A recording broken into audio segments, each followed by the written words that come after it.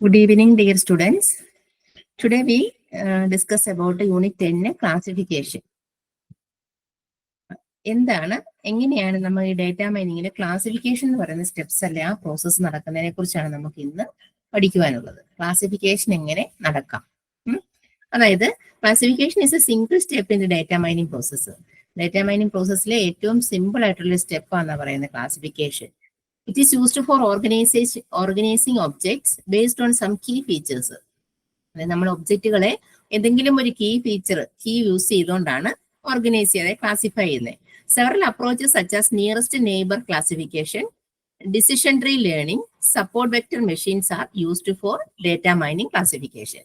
Data mining classification നമ്മൾ ഇങ്ങനെയുള്ള പലതരത്തിലുള്ള അൽഗോരിതംസോ അല്ലെങ്കിൽ അപ്രോച്ചസോ ഒക്കെ യൂസ് ചെയ്യാം. അതിന് ഏറ്റവും നല്ല അപ്രോച്ചസ് ആണ് neighbour classification, decision tree learning, support vector machine ഒക്കെ ഡേറ്റ മൈനിങ് പ്രോസസ്സിലെ ക്ലാസിഫിക്കേഷനെ ബേസ് ചെയ്തിട്ടുള്ള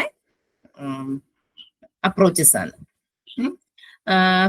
classification problem requires that symbols examples B classified into one of two or more classes. A classification can include reliable or discrete input variables. ഒരു classification അത് എന്തൊക്കെ വരും? എന്തായാലും variables വരണം അല്ലേ? അതൊന്നെങ്കിൽ നമുക്ക് എന്തെങ്കിലും ഇൻപുട്ട് വേരിയബിൾസ് വരണം. A two-class dilemma is also regarded as a challenge between two classes or binary classification. A multi-class grouping problem is often called two-group problem. എന്ന് പറഞ്ഞാൽ ഇപ്പോൾ ഒരു ക്ലാസിഫിക്കേഷൻ പ്രോബ്ലത്തിന് രണ്ടോ അതിൽ കൂടുതലുള്ള ക്ലാസ്സിനെ, ടു ഓർ മോർ ക്ലാസ്സസിനെ ഒന്നായി ക്ലാസിഫൈ ചെയ്യേണ്ടതുണ്ട്.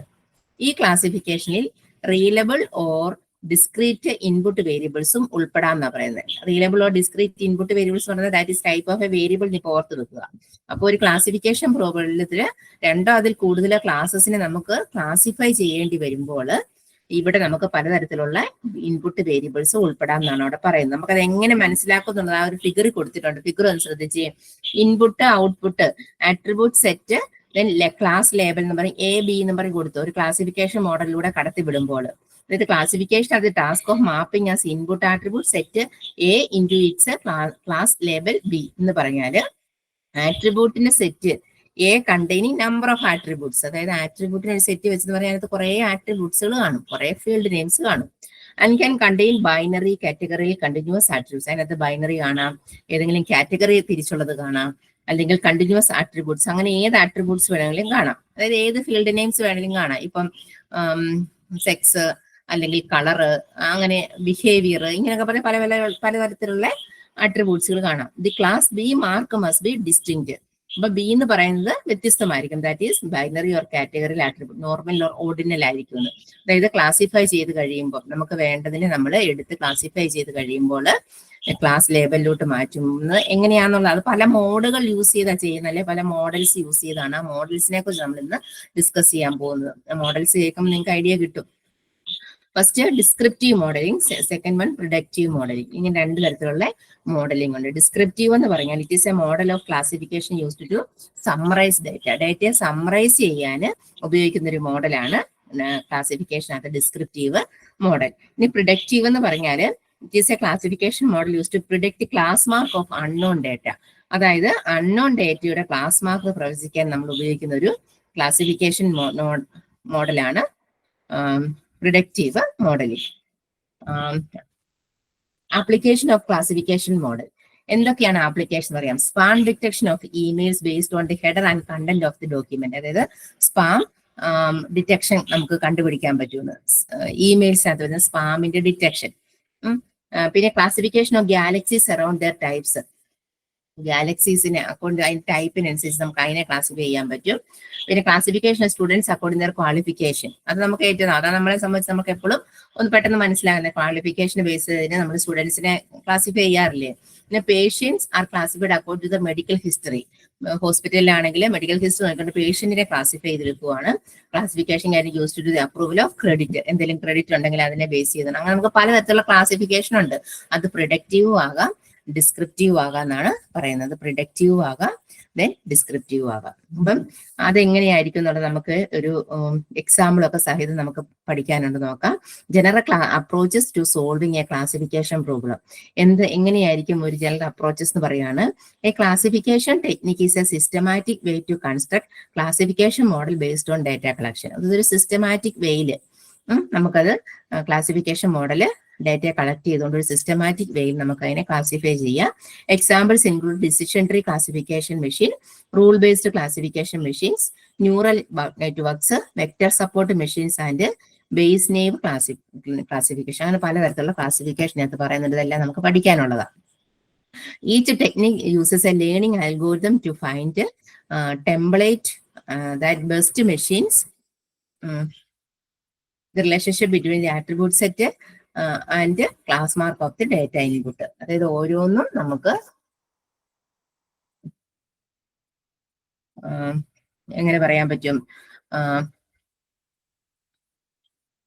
ഈച്ച് ടെക്നിക്കിന് നമ്മൾ ഏത് ടെക്നിക്ക് എടുത്താലും, ഇപ്പൊ ഡിസിഷൻ ട്രീ എടുത്താലും, ന്യൂറൽ നെറ്റ്വർക്ക് എടുത്താലും, വെക്ടർ ഗ്രാഫിക് എടുത്താലും, അല്ലെ vector Bayes naive basis naive classifiers എടുത്താലും, ഏതെടുത്താലും അതിനകത്തൊരു അൽഗോരിതം കാണും. ആ ഒരു അൽഗോരിതം യൂസ് ചെയ്തുകൊണ്ടാണ് നമുക്ക് ഇങ്ങനെ ക്ലാസിഫൈ ചെയ്യാൻ പറ്റുള്ളൂ.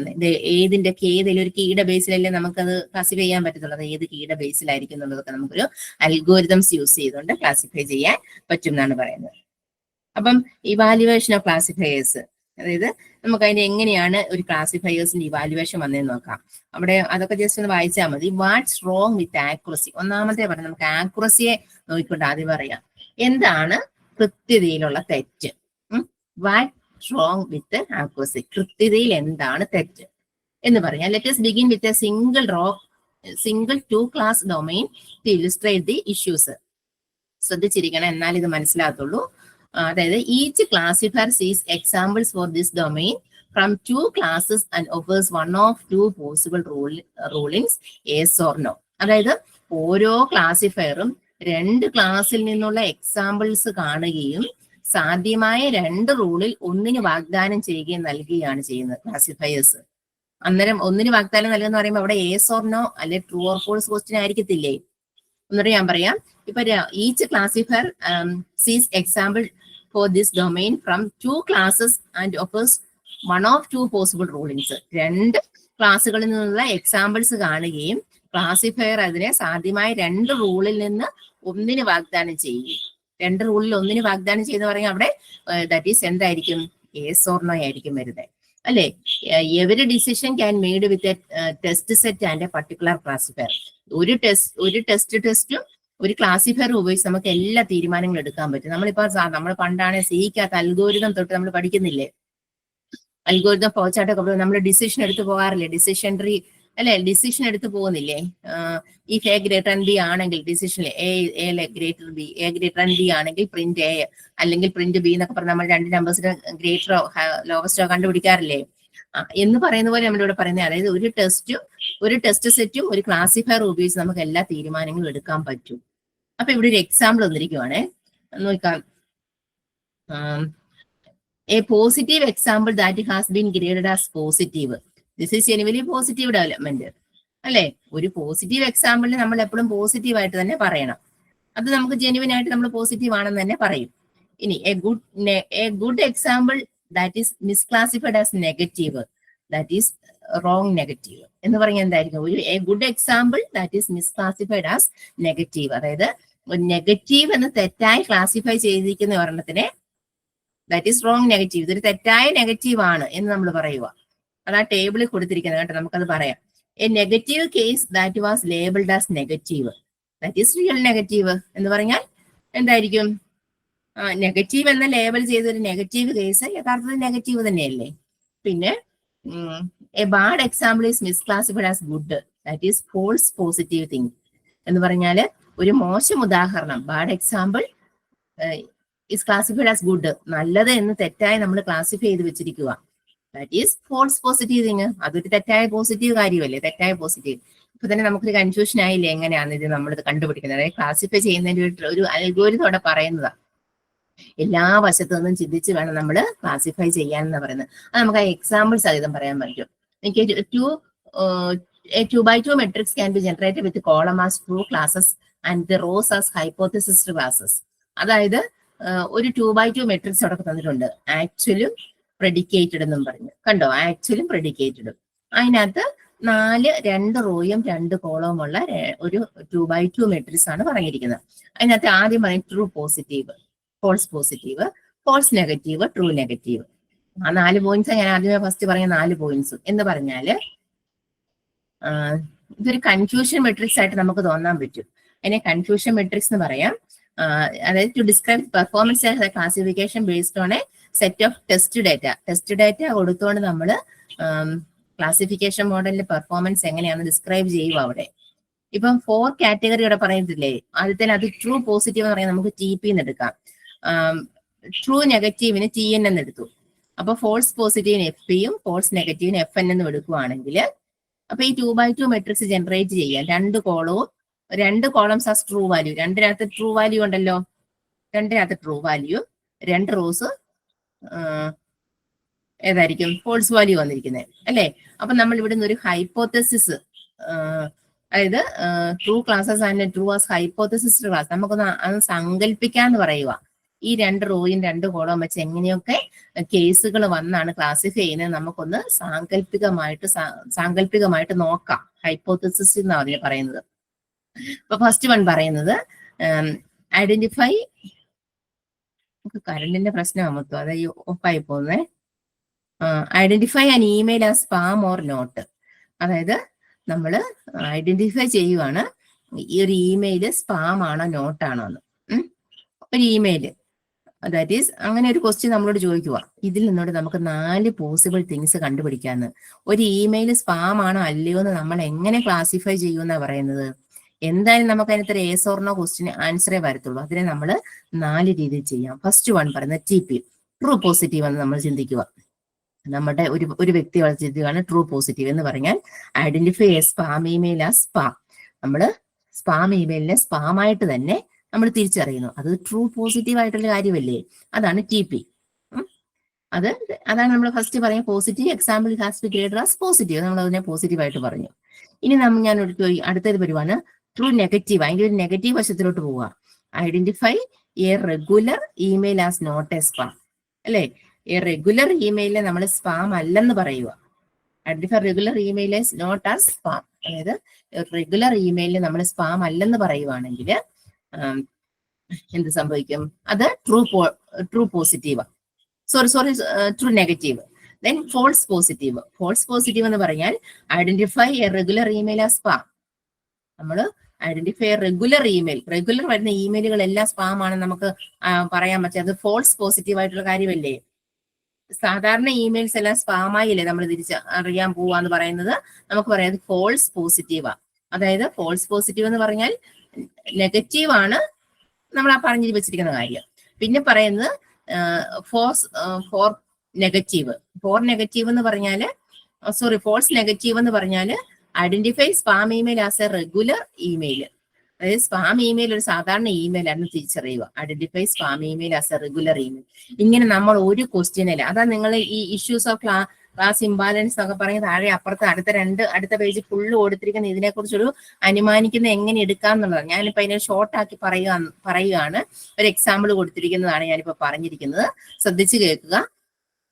നമുക്കിപ്പം എന്താണ് കൃത്യതയിൽ വന്ന തെറ്റ് ക്ലാസിഫൈ ചെയ്യുമ്പോൾ നമ്മൾ വാട്ട്സ് റോങ് വിത്ത് ആക്യുറസിയിൽ എന്താണ് തെറ്റ് വരുന്നത് നമ്മൾ എങ്ങനെയാണ് കണ്ടുപിടിക്കുന്നത്? അതിന് നമുക്ക് 4 രീതി കണ്ടുപിടിക്കാം. അതായത് നമുക്കതിനെ അനുമാനിക്കുക. നമ്മൾ 4 രീതി കണ്ടുപിടിക്കാന്ന് പറഞ്ഞാല് ട്രൂ പോസിറ്റീവ് ആണെന്നും ട്രൂ നെഗറ്റീവ് ആണെന്നും ഫോൾസ് പോസിറ്റീവ് ആണെന്നും ഫോൾസ് നെഗറ്റീവ് ആണെന്നും ഒരു കാര്യം തന്നെ. അതായത് നമ്മൾ ഇപ്പൊ ഒരു ക്വസ്റ്റ്യൻ തന്നിരിക്കുക നിങ്ങൾക്ക്, identify an email as spam or not എന്ന് നിങ്ങൾക്ക് ഒരു ക്വസ്റ്റ്യൻ തന്നിരിക്കുക. ഒരു ഇമെയിൽ വന്നാൽ അത് സ്പാം ആണോ അല്ലയോ എന്ന് നമ്മൾ ഐഡന്റിഫൈ ചെയ്യുന്നത് എങ്ങനെയായിരിക്കും എന്ന് ചോദിച്ചാല് നമുക്ക് അതിന് 4 വശങ്ങളുണ്ടെന്നാണ് പറയുന്നത്. അപ്പം 4 വശങ്ങൾ എന്ന് പറയുന്നത്, ഒന്ന് ട്രൂ പോസിറ്റീവ്. നമുക്ക് അതിനെ ട്രൂ പോസിറ്റീവ് ആയിട്ട് തന്നെ എടുക്കാം. അതിന്റെ ഏറ്റവും നല്ലത് ട്രൂ പോസിറ്റീവ് എന്ന് പറഞ്ഞാൽ ഐഡന്റിഫൈ എ സ്പാം ഇമെയിൽ ആ സ്പാം ഇമെയിലിനെ നമ്മൾ സ്പാം ആയിട്ട് തന്നെ എടുത്തു വെച്ചു അല്ലേ. സ്പാം ഇമെയിലിനെ സ്പാം ആയിട്ട് എടുത്തു വെച്ചു. പിന്നെ നമുക്ക് അതിന്റെ വേറൊരു വശം എന്ന് പറയുന്നത് ട്രൂ നെഗറ്റീവ് ആയിട്ട് ചിന്തിക്കാം. അതായത് identify regular email as not spam. Regular email ഒരിക്കലും സ്പാം ആകുകയില്ലെന്ന് നമുക്ക് വേണമെങ്കിൽ പറയാൻ പറ്റും. അത് ട്രൂ നെഗറ്റീവാണ്. അതുപോലെ നമുക്ക് ഫോൾസ് പോസിറ്റീവ് ആക്കാം. Identify a regular email as spam. Regular email spam ആക്കാം നമുക്ക് വേണമെങ്കിൽ പറയാം. അല്ലെങ്കിൽ നമുക്ക് identify a spam email as a regular email. Spam ഇമെയിലിന് റെഗുലർ ഇമെയിൽ ആണെന്നും പറയാൻ പറ്റും. അപ്പൊ ഇപ്പൊ തന്നെ നിങ്ങൾക്ക് ഒരു കൺഫ്യൂഷൻ ആയി. നമുക്ക് ഇങ്ങനെ ഓർത്താൽ മതി, ഒരു കാര്യത്തിനെ നമുക്ക് 4 രീതിയിൽ ഐഡന്റിഫൈ ചെയ്യാം. അങ്ങനെ നമ്മൾ ഒരു തീരുമാനത്തിലേക്ക് എത്തുന്നു. അത് ഇവിടെ നമ്മളൊരു ഹൈപ്പോത്തസിസ് അതായത് അനുമാനിച്ച് വെക്കുന്നത് ഒരു ഇക്വേഷൻ വെച്ചാണ് ആക്യുറസി കാണുന്നതെന്ന്. ആക്യുറസി കാണുന്നത് അതായത് true positive by plus true negatives by divided by true positives plus false positives plus true negatives plus false negatives. എങ്ങനെയൊക്കെയാണ് ഒരു ആക്യുറസി കാണുന്ന ഇക്വേഷൻ പഠിച്ചു വെക്കണം. നിങ്ങൾക്ക് ഒരു ക്വസ്റ്റ്യൻ തരുന്നത് ഇങ്ങനെയായിരിക്കും, ഇതിനെ ഐഡന്റിഫൈ ചെയ്യുക, സ്പാം ആണോ അല്ലയോ എന്ന് ഐഡന്റിഫൈ ചെയ്യാന്ന് അല്ലെ എന്തെങ്കിലും ഒരു ക്വസ്റ്റ്യൻ തരിക. അതിൽ നമ്മൾ നിന്നോട് 4 വശങ്ങൾ എങ്ങനെ കണ്ടുപിടിക്കുക. അപ്പൊ ഞാൻ ഈ പറഞ്ഞ പോലെ 4 ക്വസ്റ്റ്യൻസ് ആയിട്ട് അതിനെ ഡിറൈവ് ചെയ്ത് വെക്കുക. അതിന്റെ ട്രൂ പോസിറ്റീവ് എടുക്കുക, ട്രൂ നെഗറ്റീവ് എടുക്കുക, ഫോൾസ് പോസിറ്റീവ് എടുക്കുക, ഫോൾസ് നെഗറ്റീവ് എടുക്കുക. എന്നിട്ട് ഈ ഇക്വേഷൻ അങ്ങ് എഴുതി വെക്കുക. ആക്യുറസി കാണാനുള്ള ഇക്വേഷൻ ഇങ്ങനെയാണെന്ന് പറയാൻ എഴുതി വെച്ചാൽ മതി. അതായത് true positive plus true negative, അതായത് T P plus T N. അപ്പൊ T P plus T N divided by T P plus F P plus T N plus F N. അത് ഒന്നെങ്കിൽ നിങ്ങൾ ട്രൂ പോസിറ്റീവ് പ്ലസ് ഫോൾസ് അങ്ങനെ അങ്ങ് നീട്ടി എഴുതുക, അല്ലെങ്കിൽ ഞാൻ ഈ പറഞ്ഞ 2 ലെറ്റർ ആയിട്ട് ഷോർട്ട് ആയിട്ട് എഴുതുക. ഇങ്ങനെ നമുക്ക് ആക്യുറസി കാണാമെന്നും പറഞ്ഞ് എഴുതി വെക്കുക. അപ്പൊ അതിനെക്കുറിച്ച് ഒരു ക്വസ്റ്റ്യൻ വരും, ശ്രദ്ധിച്ചിരുന്നോണം, ഓർത്തു വെച്ചോണം. അതായത് അതൊരു മെട്രിക്സ് രീതി നമുക്ക് അതിനെ 4 വശങ്ങളുണ്ടെന്ന് ആദ്യമേ ഐഡന്റിഫൈ ചെയ്ത് പറയാം. എന്നിട്ട് നമുക്ക് തന്നതിനെ ക്വസ്റ്റ്യനെ ബേസ് ചെയ്തുകൊണ്ട് നമ്മളത് ആണോ അല്ലയോ, ട്രൂ ആയിട്ടുള്ള കാര്യം അത് ട്രൂ ആയിട്ട് പറയുന്നു, ട്രൂ ആയിട്ടുള്ള കാര്യം നമുക്ക് നെഗറ്റീവായിട്ട് പറയുന്നു, നമ്മൾ നെഗറ്റീവിനെ ട്രൂ ആക്കുന്നു, നെഗറ്റീവിനെ നെഗറ്റീവായിട്ട് തന്നെ പറയുന്നു. ഇങ്ങനെ 4 രീതിയിൽ നമുക്ക് അതിനെ ഐഡന്റിഫൈ ചെയ്യാം. അത് ശ്രദ്ധിച്ച് പഠിച്ചോണം. അതാണ് അടുത്ത പോയിന്റ്സിലെല്ലാം അതിനെക്കുറിച്ചാണ് പറയുന്നത്. നെക്സ്റ്റ് നമുക്ക് ക്ലാസിഫിക്കേഷൻ ടെക്നിക്സിലോട്ട് പോകാം. 10.4 ക്ലാസിഫിക്കേഷൻ ടെക്നിക്സ്. ക്ലാസിഫിക്കേഷൻ ടെക്നിക്സ് അത് പല അൽഗോരിതംസ് യൂസ് ചെയ്യുന്നുണ്ട്. ഫസ്റ്റ് 10.5 പറയുന്നത് ഡിസിഷൻ ട്രീ കൺസ്ട്രക്ഷൻ എങ്ങനെയാണ്. ഡിസിഷൻ ട്രീ എന്താണ്? ഡിസിഷൻ ട്രീ എന്നാണ് ഫസ്റ്റ് കൺസെപ്റ്റ് പറയുന്നത്. ഡിസിഷൻ ട്രീ എന്താണെന്ന് ഫസ്റ്റ് കൺസെപ്റ്റ് പറയുന്നത് നമുക്ക് നോക്കാം.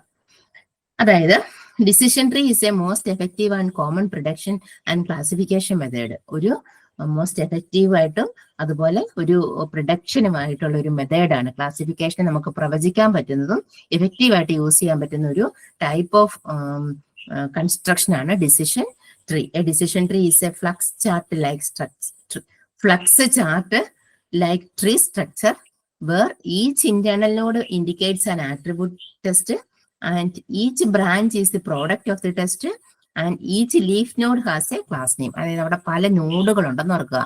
അതായത് മെയിൻ ആയിട്ട് ഇന്റേണൽ നോഡ് കാണും, പിന്നെ ഒരു ബ്രാഞ്ച് കാണും, പിന്നെ ഒരു ലീഫ് നോഡ് കാണും. ഇങ്ങനെ പല സെറ്റുകൾ ഡിസിഷൻ ട്രീക്കകത്ത് വരുമെന്ന് ഓർക്കുക.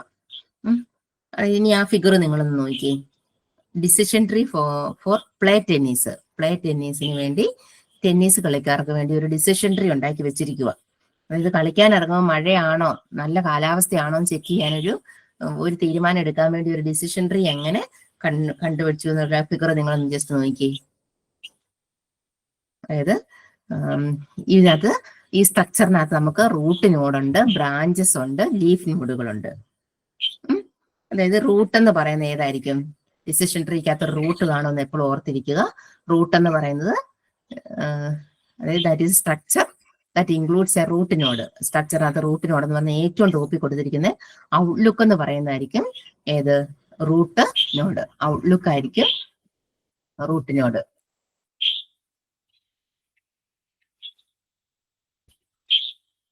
Outlook root node. Branches and leaf node. Branches ഏതൊക്കെ വരാം? സണ്ണി, ഓവർകാസ്റ്റ്, റെയിൻ ഒക്കെ അതിന്റെ ബ്രാഞ്ചസ് ആ അല്ലെ. ഹ്യൂമിഡിറ്റി, വിൻഡ് ഒക്കെ ബ്രാഞ്ചസ് ആ. അതായത് ബ്രാഞ്ചസ് എന്ന് പറഞ്ഞാല് ബ്രാഞ്ചസും ലീഫ് നോഡും കാണും. ഓരോ ഇന്റേണൽ നോഡും denotes A test of an attributes. അതായത് ഇപ്പം ബ്രാഞ്ചസ് ഉണ്ട്, റൂട്ട് നോഡ് ഉണ്ട്. ഇപ്പൊ സണ്ണി എന്ന് പറയുന്നതിന്റെ ആട്രിബ്യൂട്ട് ആണ് ഹ്യൂമിഡിറ്റി. ഹ്യൂമിഡിറ്റി എന്ന് പറയുന്നതിന്റെ ഒരു ലീഫ് നോഡാണ് ഹൈ ഓർ നോർമൽ. നമുക്ക് അങ്ങനെ വേണേൽ മനസ്സിലാക്കി എടുക്കാൻ പറ്റും. അതായത് റൂട്ട് എന്ന് പറയുന്ന ഔട്ട്ലുക്ക് ആയിരിക്കും. ഔട്ട്ലുക്കിനകത്ത് ഒരു ബ്രാഞ്ച് എന്ന് പറയുന്നത് ഏതായിരിക്കും? ബ്രാഞ്ച് എന്ന് പറയുന്നത് ലീഫ് നോഡുകൾ വരാം, സോറി ബ്രാഞ്ചസ് ലീഫ് നോഡുകളും വരാം. Each internal node denotes A test on attribute. അതായത് സണ്ണി എന്ന് പറയുന്ന ആ ഒരു ഇപ്പൊ ക്ലൈമറ്റിന്റെ കണ്ടീഷൻ അവിടെ പറയുന്നത്, അതായത് ഔട്ട്ലുക്ക് എന്ന് പറയുന്നത് നമുക്കൊരു നമ്മുടെ ഒരു പേര് അവിടെ കൊടുത്തില്ല, അതായത് റൂട്ടായിട്ട് പറയുന്നു. അപ്പൊ ആ റൂട്ടിൽ അതായത് ക്ലൈമറ്റ് കണ്ടീഷൻ പറയുക, ക്ലൈമറ്റ് നോക്കുക, അപ്പൊ ടെന്നീസ് കളിക്കാൻ ഇറങ്ങാൻ പറ്റുമോ എന്നൊരു ക്ലൈമറ്റ് കണ്ടീഷൻ പറയുവാണെങ്കിൽ നമ്മൾ ആദ്യമേ നോക്കുന്നത് സണ്ണി ആണോ ഓവർകാസ്റ്റ് ആണോ റെയിൻ ആണോ എന്ന്. അതായത് മഴ കൂടുതലുണ്ടോ, ഓവർകാസ്റ്റ് മീൻസ് നോർമൽ കണ്ടീഷനാ, അതായത് നോർമൽ കണ്ടീഷൻ അല്ല മേഘാവൃതമാണോ എന്നൊക്കെ, മേഘം കയറി കിടക്കുവാണോ. Sunny means sunny shining brightly അല്ലെ, അതായത് സൂര്യൻ നല്ലോണം പ്രകാശിക്കുന്നുണ്ടോ, ഫുൾ ഓഫ് സൺലൈറ്റ് ഉണ്ടോ എന്നാണ് സണ്ണി കൊണ്ട് ഉദ്ദേശിക്കുന്നത്. അപ്പൊ അത് മൂന്നും നോക്കുന്നു. നോക്കിയതിന് ശേഷം സണ്ണി ആണെങ്കിൽ അതായത് നല്ലോണം സൂര്യൻ ഫുള്ളി സൺലൈറ്റ് ഉണ്ടെങ്കിൽ നോക്കുവാണ് ഹ്യൂമിഡിറ്റി പിന്നെ ഉണ്ടോന്ന്. ഹ്യൂമിഡിറ്റി അതിന്റെ ആട്രിബ്യൂട്ടാ. ഹ്യൂമിഡിറ്റി ഉണ്ടോ എന്ന് നോക്കുമ്പോൾ ഹൈ ഹ്യൂമിഡിറ്റി ആണ് നോർമൽ ഹ്യൂമിഡിറ്റി ആണോ. നോർമൽ ആണെങ്കിൽ കളിക്കാൻ ഇറങ്ങാമല്ലോ. പിന്നെ ഓവർകാസ്റ്റ് ആണോ എന്ന് ചോദിക്കുമ്പോൾ നമുക്ക് എന്താ കാണിക്കാം, അവിടെ നോർമൽ കണ്ടീഷൻ ആണ്, അവിടെ വെച്ച് സ്റ്റോപ്പ് ചെയ്യുക. നോർമൽ കണ്ടീഷൻ ആണ്, നമുക്ക് പിന്നെ ഒന്നും നോക്കണ്ട അല്ലേ. അല്ലെ നോർമൽ കണ്ടീഷൻ ഓവർകാസ്റ്റ് മേഘാവൃതമായിട്ടാണോ അല്ലെങ്കിൽ നോർമൽ ആയിട്ടാണോ, അതവിടെ യെസ് ആക്കി വെച്ചു. പിന്നെ പറയുന്ന റെയിൻ ആണെങ്കിൽ അതിന്റെ ഒരു ആട്രിബ്യൂട്ട് ആണ് വിൻഡ്. അതേ മഴ, വിൻഡ് എന്ന് പറയുന്നത് കാറ്റുണ്ടോ, മഴ കൂടെ കാറ്റുകൂടെ ഉണ്ടോ അല്ലെ. ഇനി വിൻഡിന് തന്നെ നമുക്ക് രണ്ട് രീതിയിൽ ലീഫ് നോഡുകൾ വരാം, സ്ട്രോങ് ആണോ വീക്ക് ആണോ, വലിയ കാറ്റാണോ ചെറിയ കാറ്റാണോ എന്നുള്ളത്. അങ്ങനെയാണ് നമ്മൾ ഡിസിഷൻ ട്രീ എന്ന് പറയുന്ന ആ ഒരു കൺസ്ട്രക്ഷൻ ഐഡന്റിഫൈ ചെയ്യേണ്ടതെന്നാണ് പറയുന്നത്. അത് താഴത്തെ എക്സ്പ്ലനേഷനകത്ത് പറഞ്ഞിരിക്കുന്നത്.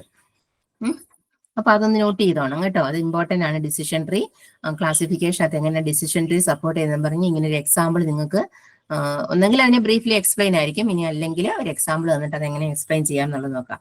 Decision tree identify instance by sorting them from the root to a leaf node that provides the instant classification. An instant is classified by starting from the tree root node, evaluate the specified attribute of this node, then moving down the tree branch corresponding to the attributes value. This process is repeated for the subtree that is rooted to the new node. അതായത് ഇങ്ങനെ ഈ process ആണ് ഇങ്ങനെ നടന്നുകൊണ്ടിരിക്കുന്നതെന്ന്. ഇപ്പൊ നമുക്ക് വേറൊരു example ഇപ്പൊ ഞാൻ പറയുവാണെങ്കിൽ, ഇവിടെ ഇപ്പൊ പ്ലേ ടെന്നീസ് അല്ലേ പറയാം, നമുക്ക് പെട്ടെന്ന് മനസ്സിലാക്കാൻ പറയുവാണെങ്കിൽ നമ്മൾ ഏജ് ഗ്രേറ്റർ ആയിട്ടുള്ളവരുടെ അല്ലെ ഏജ് റൂട്ടായിട്ട് നമ്മൾ എടുത്തെന്ന് ഓർക്കുക. ഇവിടെ നമ്മൾ ഔട്ട്ലുക്ക് ഒരു റൂട്ടായിട്ട് എടുത്തു അല്ലെ, അല്ലെങ്കിൽ ഞാൻ ഏജ് റൂട്ടായിട്ട് എടുത്താല് ഇപ്പൊ ഏജ് 30 കുറവുള്ളവര് അല്ലെ 30-ന് 40, 31-ന് 40-നും ഇടയ്ക്കുള്ളവര്, 40-ന് മേളിലുള്ളവര്, അങ്ങനെ 3 കാറ്റഗറി ആയിട്ട് ഞാൻ തിരിച്ചു. എന്നിട്ട് നമ്മൾ ഏജില് 30 താഴെയുള്ളത് സ്റ്റുഡന്റ് ആകാം അല്ലെ, ആ സ്റ്റുഡന്റ് ആണോ അല്ലയോ നമുക്ക് കൊടുക്കാം അല്ലെ. സ്റ്റുഡന്റ് എന്ന് പറയുന്ന ഒരു ആട്രിബ്യൂട്ട് കൊടുത്തിട്ട് അതിന് ലീഫ് നോഡായിട്ട് എസ് ഓർ നോ കൊടുക്കാം. ഇനി ഞാൻ 31-നും 40-നും ഇടയ്ക്കുള്ള സ്റ്റുഡന്റ് ആരെങ്കിലും ഉണ്ടെങ്കിൽ എസ് എന്ന് പറഞ്ഞാൽ അതിനെ കൺക്ലൂഡ് ചെയ്ത് വെച്ചു. എനിക്ക് 40 കൂടുതലുള്ളവരാണെങ്കിൽ അവർക്ക് എന്തെങ്കിലും നമ്മള് ഏജിനെ ബേസ് ചെയ്ത് എന്തെങ്കിലും ഒരു കമ്പ്യൂട്ടർ വാങ്ങിക്കാനോ റിലേറ്റ് ചെയ്ത് ഒരു സ്റ്റഡി നടത്തുവാണെങ്കിൽ, ഇപ്പൊ 40 കൂടുതലുള്ളവരുണ്ടെങ്കിൽ ക്രെഡിറ്റ് കാർഡ് കൊടുത്ത് നമുക്ക് വേണമെങ്കിൽ വാങ്ങിക്കാം. എക്സലന്റ് ആണ്, അപ്പൊ ക്രെഡിറ്റ് കാർഡിന് റേറ്റിംഗ് നോക്കിക്കൊണ്ട് എക്സലന്റ് ആണോ ഫെയർ ആണോ അല്ലെങ്കിൽ ഫെയർ ആണോ എന്നുള്ളത് എസ് ഓർ ലീഫ് നോഡ് വെച്ച് കൊടുക്കാം. അതുപോലെ മെയിൻ ആയിട്ട് മേളിൽ ഒരു കാര്യം പറയുന്നു, അതിനെ സബായിട്ട് നമ്മൾ ഡിവൈഡ് ചെയ്ത് അതിന്റെ ലീഫ് നോഡ് വരെ എത്തുക എന്നുള്ളതാണ് ഡിസിഷൻ ട്രീ കൊണ്ട് ഉദ്ദേശിക്കുന്നത്.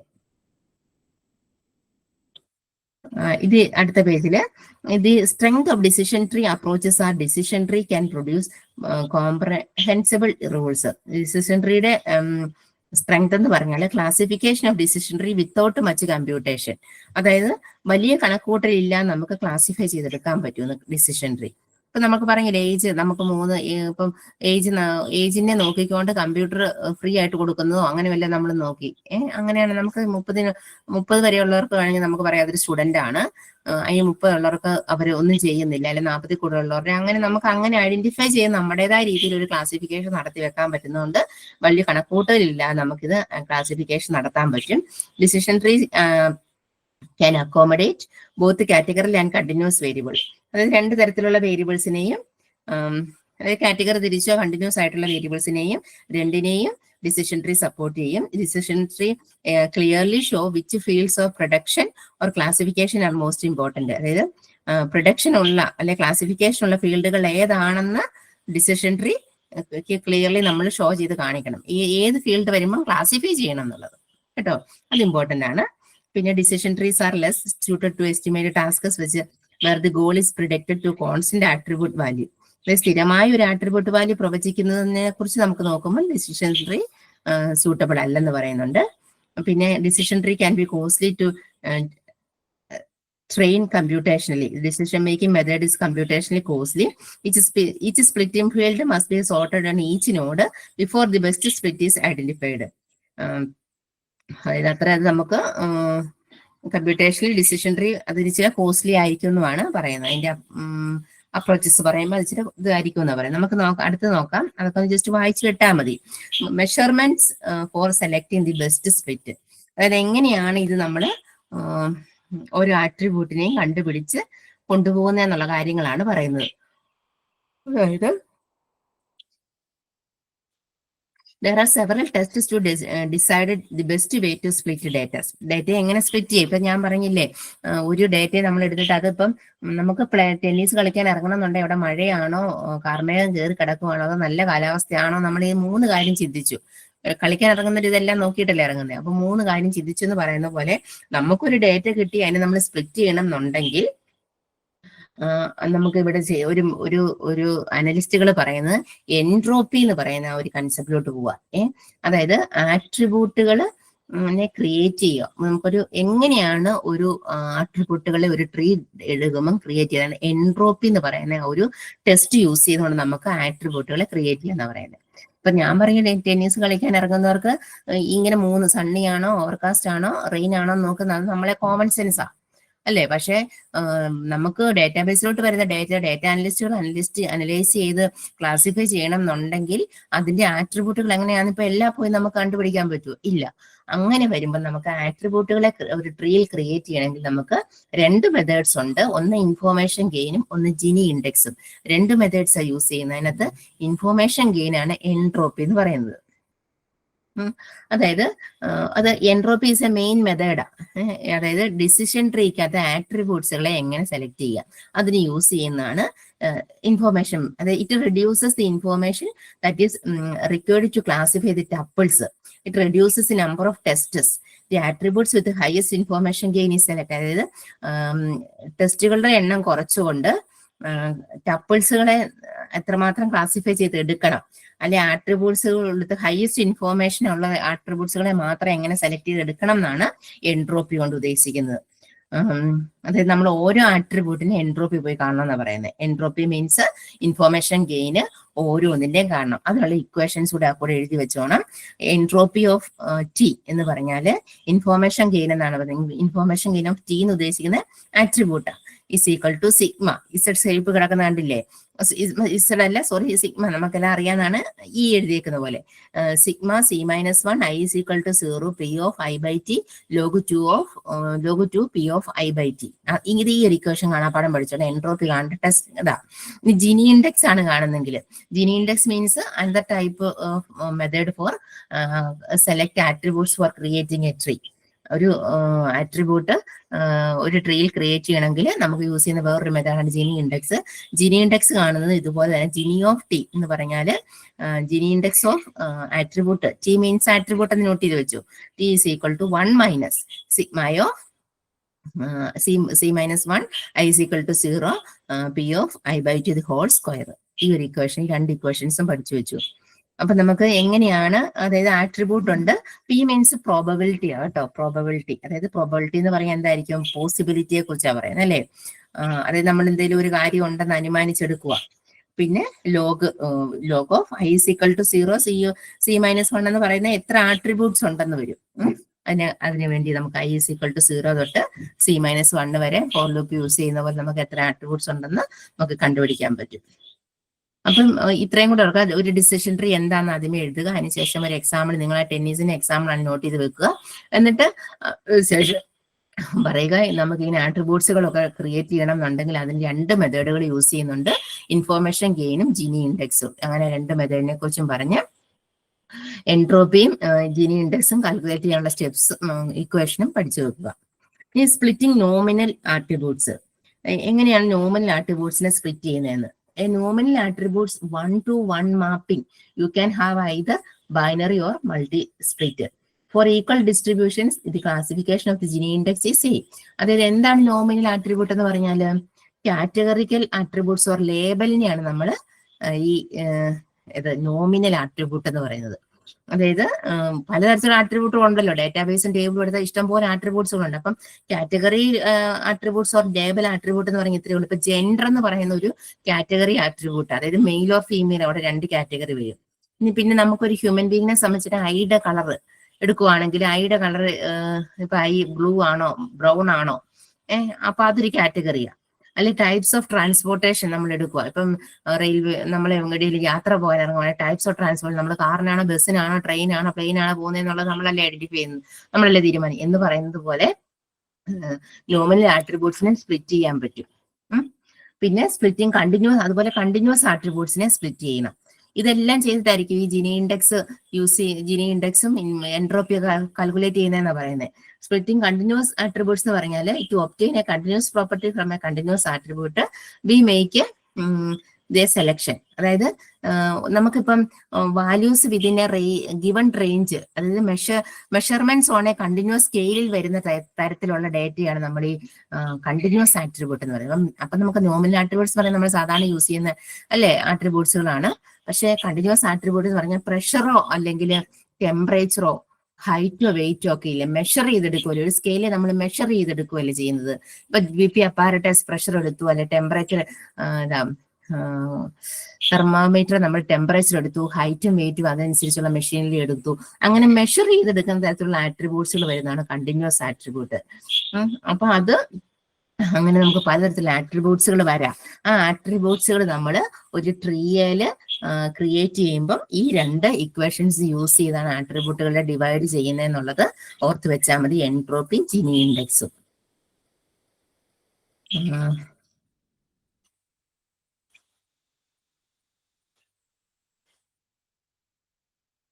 Next model over fitting. Model over fitting എന്ന് പറഞ്ഞാൽ അതൊരു ക്ലാസിഫിക്കേഷൻ മോഡലാണ്. Is made up of 2 groups of errors, misspelling and misclassification. അങ്ങനെ വരുന്നതിന് നമുക്ക്, അതായത് ഇപ്പൊ ട്രെയിൻഡ് ഡേറ്റയില് നല്ലൊരു ട്രെയിൻഡ് ഡേറ്റയിൽ നല്ലൊരു പ്രവചനമൊക്കെ കാഴ്ചവെക്കുകയും എന്നാൽ ടെസ്റ്റ് ഡേറ്റയിൽ പ്രോപ്പർലി അത് പ്രവർത്തിക്കാതിരിക്കുകയും ചെയ്യുക. നമ്മളിപ്പോ ട്രെയിൻ ചെയ്തെടുത്ത ഡേറ്റയിലെല്ലാം അത് നല്ലോണം സ്മൂത്ത് ആയിട്ട് വർക്ക് ചെയ്തു. പക്ഷേങ്കിൽ നമ്മൾ ടെസ്റ്റ് ചെയ്യാൻ എടുത്തപ്പോൾ അത് വർക്ക് ചെയ്യുന്നത് നമുക്ക് പലപ്പോഴും സംഭവിക്കുന്ന കാര്യങ്ങൾ അല്ലേ. നമ്മൾ കുറെ കാര്യങ്ങൾ ചെയ്ത് പഠിക്കും, പക്ഷെ ചെയ്ത് പഠിക്കുമ്പോൾ നമുക്കറിയായിരിക്കും. പക്ഷെ നമ്മൾ പ്രാക്ടിക്കൽ എക്സാമിന് കയറി കഴിയുമ്പോഴത്തേനും നമുക്ക് മറന്നുപോകും. ചിലപ്പോൾ ആ പൈത്തന്റെ ഒക്കെ ഒരു ലൈൻ ആയിരിക്കും മറന്നു പോകുന്നത്, ഒരു കോളൻ ഇടാൻ മറന്നു പോയാൽ നമുക്ക് മൊത്തം പോയില്ല എന്ന് പറയുന്ന പോലെ ഉള്ളൂ. അതായത് മോഡൽ ഓവർ ഫിറ്റിംഗ് എന്ന് പറഞ്ഞാൽ എറേഴ്സ് വരുന്നത്, അതായത് ട്രെയിനിങ് എറേഴ്സും ജനറലൈസേഷൻ എററും വരിക. അതായത് നമുക്ക് നല്ലോണം നമ്മൾ ട്രെയിൻ ഡേറ്റയെ നോക്കി, പക്ഷെ നമ്മൾ ടെസ്റ്റ് ചെയ്യാൻ തന്നപ്പോഴത്തേനും നമുക്ക് അവിടെ തെറ്റിപ്പോയി. അങ്ങനെ പറയുന്ന ഒരു ടെക്നിക്സിലാണ് നമ്മൾ അങ്ങനെ ക്ലാസിഫൈ ചെയ്യുന്നതാണ് മോഡൽ ഓവർ ഫിറ്റിംഗ് എന്ന് പറയുന്നത്. ദാറ്റ് ഈസ് 2 ടൈപ്സ് ഉണ്ടത്. ഒന്നുകിൽ മിസ്സ്പെല്ലിങ്സ് ആകാം, അല്ലെങ്കിൽ മിസ് ക്ലാസിഫിക്കേഷൻ ആകാം. അതായത് ട്രെയിനിങ് എറേഴ്സും ജനറലൈസേഷൻ എററും. ട്രെയിനിങ് എറർ എന്ന് പറഞ്ഞാൽ ഇത്രയേ ഉള്ളൂ, errors due to mal classification. അതായത് data it was trained on ഡേറ്റയാണ്. അതിനകത്ത്, അതായത് ഞാനിപ്പോ പറയാം 90% നമ്മൾ കറക്റ്റ് ആണ് ആ ഡേറ്റ, പക്ഷെ 10% അതിനകത്ത് എറർ ഉണ്ടെങ്കിൽ ആ ടൈപ്പ് ഓഫ് നമ്മൾ പറയുന്നതാണ് ട്രെയിനിങ് എറേഴ്സ്. 90% നമ്മൾ കറക്റ്റ് ആണ്, പക്ഷെ 10% കുറവ് വന്നാൽ അങ്ങനെ വരുന്നതിന് നമുക്ക് എന്ത് പറയാൻ പറ്റും? ട്രെയിനിങ് എറേഴ്സ് എന്ന് പറയാൻ പറ്റും. പിന്നെ ജനറലൈസേഷൻ എറർ എന്ന് പറഞ്ഞാൽ ഇങ്ങനെയായിരിക്കും, അതായത് how well the model performs A new unseen data. നമുക്കൊരു പുതിയ അൺസീൻ ആയിട്ട് ഡേറ്റയെ എങ്ങനെ പെർഫോം ചെയ്യാം. അതായത് അവിടെയും വരുന്നത് ഇങ്ങനെ തന്നെ, 75% കറക്റ്റ് ആയിരിക്കും, അതായത് 25% എറർ വരുമായിരിക്കും. അങ്ങനെ എടുക്കുക, അതായത് നമ്മളപ്പോ ഒരു ഹൈപ്പോത്തസിസിൽ എത്തുക, ഒരു അസംഷനിൽ എത്തുക നമുക്ക്. അങ്ങനെ വരുന്നതിനെയാണ് നമ്മൾ ജനറലൈസേഷൻ എറർ എന്ന് പറയുന്നത്. അങ്ങനെയാണ് നമുക്ക് methods for purity split, algorithm for decision tree induction. Decision tree induction എങ്ങനെ അൽഗോരിതം ക്രിയേറ്റ് ചെയ്യാന്നാണ് പറയുന്നത്. അവിടെ പറയുന്നത് ബേസിയൻ ക്ലാസിഫിക്കേഷൻ ആണ് യൂസ് ചെയ്യുന്നത്. അപ്പൊ ബേസിയൻ ക്ലാസിഫിക്കേഷൻ ഇമ്പോർട്ടന്റ് കേട്ടോ. ബേസിയൻ തിയറം യൂസ് ചെയ്താണ് ചെയ്യുന്നത്. അതായത് Bayes theorem, Bayesian classification is based on Bayes theorem probability calculate ചെയ്തിട്ട് ഒരു പർട്ടിക്കുലർ ക്ലാസ്സിലേക്ക് യെസ് ഓർ നോ അല്ലെ ഗുഡ് ഓർ ബാഡ് എന്ന ക്ലാസ്സിൽ ഉദ്ദേശിച്ച ടപ്പിളിനെ കൊണ്ടുവരാൻ അല്ലെ ബിലോങ് ചെയ്യാൻ പറ്റുന്നതിനാണ് നമ്മൾ ഈ ബേസിയൻ ക്ലാസിഫിക്കേഷൻ പറയുന്നത്. ഇത് ബേസിയൻ തിയറം യൂസ് ചെയ്തുകൊണ്ട് പ്രോബബിലിറ്റി കാൽക്കുലേറ്റ് ചെയ്യുക. പ്രോബബിലിറ്റി മീൻസ് സാധ്യത അല്ലെ, പോസിബിൾ ആണോ, അതുണ്ടോ എന്നുള്ളത് ചെക്ക് ചെയ്യുകയാണ് നമ്മളിവിടെ പ്രോബബിലിറ്റി കൊണ്ട് ഉദ്ദേശിക്കുന്നത്.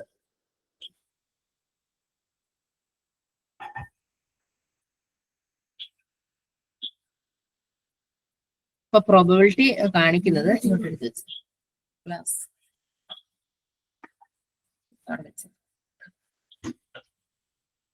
പ്രോബബിലിറ്റി നമ്മൾ നോക്കുന്നത് എങ്ങനെയായിരിക്കും പ്രോബബിലിറ്റി കണ്ടുപിടിക്കുന്നത്? അതായത് പറയാം, ബേസിയൻ ലോ പറയുന്നത് എന്താ നമുക്ക് ആദ്യമേ നോക്കാം, എന്നിട്ട് പ്രോബബിലിറ്റിയിലോട്ട് പോകാം. ബേസിയൻ ലോ എന്ന് പറയുന്നത് it is used to determine the probability of a hypothesis with prior knowledge. Bayesian law പറയുന്നത് അതായത് it is used to determine the probability of a hypothesis. നമ്മളൊരു അനുമാനത്തിൽ എത്തുകയാണ് ചെയ്യുന്നത്. എന്താണ്? With prior knowledge. നമുക്ക് ഇത് ഉള്ള ഒരു നോളജിന്റെ ബേസിൽ നമ്മളൊരു ഹൈപ്പോത്തസിന്റെ പ്രോബബിലിറ്റി ഫൈൻഡ് ചെയ്യുക. നമുക്കുള്ള നോളജ്, നമുക്ക് എക്സ്പീരിയൻസ് ആകുന്നതോറും നോളജ് കൂടുന്നല്ലേ പറയുന്നത്. അപ്പൊ ഉള്ള നോളജിന്റെ ബേസിൽ നമ്മൾ ഒരു ഹൈപ്പോത്തസിൽ എത്തുന്നതിനാണ് നമ്മൾ ബേസ് ലോ എന്ന് പറയുന്നത്. Base BAYS. അത് ബേസ്ഡ് തിയറം വെച്ച് അത് പ്രൂവ് ചെയ്ത് വെച്ചിരിക്കുന്നത്. അപ്പൊ പ്രോബബിലിറ്റി എന്നും പറഞ്ഞ ഒരു ഇക്വേഷൻ കൊടുത്തിരിക്കുന്നത് കണ്ടോ, P of A by B is equal to P of B by A into P of A divided by P of B. അതാണ് പ്രോബബിലിറ്റി കാണാനുള്ള ഇക്വേഷൻ. അത് പഠിച്ചു വെച്ചോണം കേട്ടോ. അതാണ് പ്രോബബിലിറ്റി കാണാനുള്ള ഇക്വേഷൻ. അതായത് theorem of Bayes named after British mathematician Thomas Bayes from the 18th century is a mathematical method to determine the probability of a condition. ആ സയന്റിസ്റ്റ് ആണ് അത് കൊണ്ടുവന്ന 18th സെഞ്ചുറിയിലാണ് അത് വന്നിരിക്കുന്നത് എന്നൊക്കെ പറയാനാണ് പറയുന്നത്. അവിടെ നെയ് ബേസിയൻ ക്ലാസിഫിക്കേഷൻ ആണ് യൂസ് ചെയ്യുന്നത്. അപ്പൊ നമുക്ക് ആദ്യമേ നോക്കാം എങ്ങനെയാണ് ഈ പ്രോബബിലിറ്റി കണ്ടുപിടിക്കുന്നത്. അത് നമുക്ക് ആദ്യമേ ഒന്ന് നോക്കാം. അതായത് പ്രോബബിലിറ്റി എന്ന് പറയുമ്പോൾ അവർക്ക് പോസിബിലിറ്റിയാ, സാധ്യതയുണ്ടോ അല്ലെ, സാധ്യതയെ കുറിച്ചാണ് പറയുന്നത്. അതായത് how likely events are to happen എന്ന് പറഞ്ഞാൽ സംഭവങ്ങൾ എത്രത്തോളം സംഭവിക്കാൻ സാധ്യതയുണ്ടെന്ന് നമ്മൾ പ്രവചിക്കുക.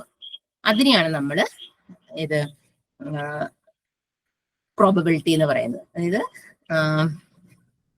How likely events are to happen എന്ന് ഓർത്താൽ മതി. അതായത് സംഭവങ്ങൾ എത്രത്തോളം സംഭവിക്കാൻ പറ്റും. അത് ഞാനിപ്പോ പെട്ടെന്ന് പറയാം. നമ്മളൊരു കോയിന് എടുത്ത് ഇങ്ങനെ ഇടുക, അതിന്റെ ഹെഡും ടെയിലും ഏത് വീഴും. അപ്പം ഏത് വീഴുന്ന് നമ്മൾ ഏത് ഹെഡ് ലഭിക്കാനുള്ള സാധ്യത എന്താണ്? നമുക്ക് നമ്മുടെ മനസ്സിൽ ഹെഡ് കിട്ടണമെന്നാണെങ്കിൽ നമ്മുടെ ഉത്തരം നമുക്ക് ഹെഡിനെ റിലേറ്റ് ചെയ്തായിരിക്കും നമുക്ക് അത് മുന്നോട്ട് കൊണ്ടുപോകേണ്ടത്. അതുകൊണ്ടല്ലേ നമ്മൾ ഹെഡ് വേണം എന്നുള്ള രീതിയിൽ നമ്മളിങ്ങനെ നിൽക്കും. വേറെ പാർട്ടി രണ്ടുപേരും അപ്പുറത്തും ഇപ്പുറത്തും ഉണ്ടെങ്കിൽ അവര് പറയാം അവർക്ക് ടെയില് കിട്ടിയാലായിരിക്കും ചിലപ്പോൾ മുന്നോട്ട് പോകുന്നത് അല്ലെ. അതാ പറയുന്ന ഒരു കോയിൻ നമ്മളിപ്പം എയറിലോട്ട് ഇട്ടാല് അത് ഹെഡ് ലഭിക്കാനുള്ള സാധ്യത എന്താണ്? അല്ലെ ചോദ്യത്തിനുള്ള ഉത്തരം എന്ന് പറയുന്നത് സാധ്യമായ റിസൾട്ടിന്റെ എണ്ണത്തെ അടിസ്ഥാനമാക്കിയല്ലേ. അതാ പ്രോബബിലിറ്റി, ദാറ്റ് ഈസ് പോസിബിലിറ്റി, സാധ്യതയെ കുറിച്ച് പറയുന്നത്. അങ്ങനെ ഒന്ന് ചിന്തിക്കണം. അപ്പം ബേസിയൻ തിയറം പറയുന്നത് ഇങ്ങനെയാണ്. പോസ്റ്റീരിയർ പ്രോബബിലിറ്റി എന്ന് പറഞ്ഞാൽ പ്രോബബിലിറ്റി ഓഫ് എ എന്ന് പറഞ്ഞാൽ likelihood probability into P of A എന്ന് പറയുന്ന prior probability by P of B എന്ന് പറയുന്ന മാർജിനൽ പ്രോബബിലിറ്റി. ഇത് എങ്ങനെ എടുക്കാൻ നമുക്ക് നോക്കാം. അത് ആ എക്സാമ്പിളിനകത്ത് അത്രയും പിന്നെ ഡീപ്പായിട്ട് പറയുന്നില്ലെങ്കിൽ ഞാനൊന്ന് ജസ്റ്റ് പറഞ്ഞു പോകാം. അതായത് P of A by B എങ്ങനെ എടുക്കാം? It is a posterior probability. എഴുതി വെച്ചോണം, അതൊരു പോസ്റ്റീരിയർ പ്രോബബിലിറ്റി ആണ്. അതായത് probability of a hypothesis A on the observed event B എന്ന് പറഞ്ഞാല് ബി എന്ന് പറയുന്ന ഒരു ഒബ്സർവ്ഡ് ഇവന്റിന്റെ ബേസിൽ എ എന്ന് പറയുന്ന ഹൈപ്പോത്തസിന്റെ പ്രോബബിലിറ്റി ഫൈൻഡ് ചെയ്യാൻ പറ്റും. ഒന്നുകൂടെ ഞാൻ പറയാം, എങ്ങനെയാണ് നമ്മൾ പ്രോബബിലിറ്റി പോസ്റ്റീരിയർ പ്രോബബിലിറ്റി കണ്ടുപിടിക്കുന്നത്. അതായത് ഇപ്പൊ നമ്മൾ അനുമാനിക്കുക എ എന്ന് പറയുന്ന ഒരു അതായത് probability of hypothesis of A എന്ന് പറയുന്ന സാധനമുണ്ട്. ഓണെ ഒബ്സർവ് ഉണ്ട്, ബിയും ഉണ്ട്. അപ്പൊ എയും ബിയും രണ്ടെണ്ണം ഉണ്ട്. അപ്പൊ ബി എന്ന് പറയുന്ന ഒബ്സർവ്ഡ് ഇവന്റ്, ഒരു ഇവന്റിന്റെ ബേസിൽ എ എന്ന് പറയുന്ന ഹൈപ്പോത്തസിന്റെ പ്രോബബിലിറ്റി നമുക്ക് ഫൈൻഡ് ചെയ്യാൻ പറ്റുന്നതിന് നമ്മൾ പോസ്റ്റീരിയർ പ്രോബബിലിറ്റി എന്ന് പറയുന്നത്. അപ്പം ബി ഓഫ് എ എന്ന് പറയും, ബി ബൈ എ എന്ന് പറയുന്നത് ലൈക്ലിഹുഡ് പ്രോബബിലിറ്റി എന്ന് പറഞ്ഞാൽ probability of the evidence given that A probability of a hypothesis is true. അതായത് ബിയുടെ ബേസിൽ ഹൈപ്പോത്തസിസ് ട്രൂ ആകാൻ സാധ്യത ഉണ്ടെന്ന് നമ്മൾ പറയാം. ബിയുടെ ബേസിസിൽ ഹൈപ്പോത്തസിസ് നമ്മൾ ഉദ്ദേശിക്കുന്ന കാര്യം ട്രൂ ആകാൻ സാധ്യത ഉണ്ടെന്ന് പറയുന്നതിനാണ് നമ്മൾ ലൈക്ലിഹുഡ് പ്രോബബിലിറ്റി എന്ന് പറയുന്നത്. ഇനി പി ഓഫ് എ എന്ന് പറഞ്ഞാൽ പ്രയർ പ്രോബബിലിറ്റി, അതായത് probability of the hypothesis before observing the evidence. അതായത് എവിഡൻസ് കാൽക്കുലേറ്റ് ചെയ്യുന്നതിന് മുന്നേ നമ്മുടെ പ്രയർ ആയിട്ട് ഡിസൈഡ് ചെയ്ത് വെച്ചിരിക്കുന്ന ഹൈപ്പോത്തസിന്റെ പ്രോബബിലിറ്റി ആണ് പ്രയർ പ്രോബബിലിറ്റി. ഇനി പി ഓഫ് ബി എന്ന് പറഞ്ഞാൽ മാർജിനൽ പ്രോബബിലിറ്റി, അതായത് പ്രോബബിലിറ്റി ഓഫ് എവിഡൻസ്, നമുക്ക് തന്നിരിക്കുന്ന ഡാറ്റാ സെറ്റിന്റെ പ്രോബബിലിറ്റി ആയിരിക്കും പി ഓഫ് ബി എന്ന് പറയുന്നത്. അങ്ങനെ ആ 4 ടേംസിന്റെ ഡെഫിനിഷൻ അറിഞ്ഞിരിക്കണം. ബേസ് തിയറം വെച്ച് പ്രോബബിലിറ്റി എങ്ങനെ കാൽക്കുലേറ്റ് ചെയ്യാന്ന് ചോദിച്ചാൽ ഇക്വേഷൻ ആദ്യമേ എഴുതുക. ഇക്വേഷൻ എഴുതിയിട്ട് ഓരോന്നും എന്താണെന്ന് എക്സ്പ്ലെയിൻ ചെയ്യുക. അപ്പൊ P of A by B എന്ന് പറഞ്ഞാൽ posterior probability, then P of B by A എന്ന് പറഞ്ഞാൽ likelihood probability, then P of A എന്ന് പറഞ്ഞാൽ prior probability, P of B എന്ന് പറഞ്ഞാൽ മാർജിനൽ പ്രോബബിലിറ്റി ആണ് എഴുതി അതിന്റെ എക്സ്പ്ലനേഷൻ കൊടുക്കുക. എന്നിട്ട് നമുക്ക് കാൽക്കുലേറ്റ് ചെയ്യാനുള്ള വാല്യൂസ് ഒന്നും ഇവിടെ ഈ ക്വസ്റ്റ്യൻ തന്നിട്ടുമില്ല.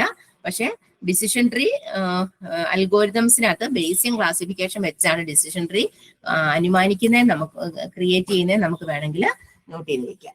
അത്രേ അവിടെ പറയുന്നുള്ളൂ. പിന്നെ നെക്സ്റ്റ് പറയുന്നത് support vector machine, another approach. Classification അത് അനദർ അപ്രോച്ച് ആണ് സപ്പോർട്ട് വെക്ടർ മെഷീൻ. നിങ്ങൾ ആ ഫിഗർ ഒന്ന് നോക്കിക്കേ.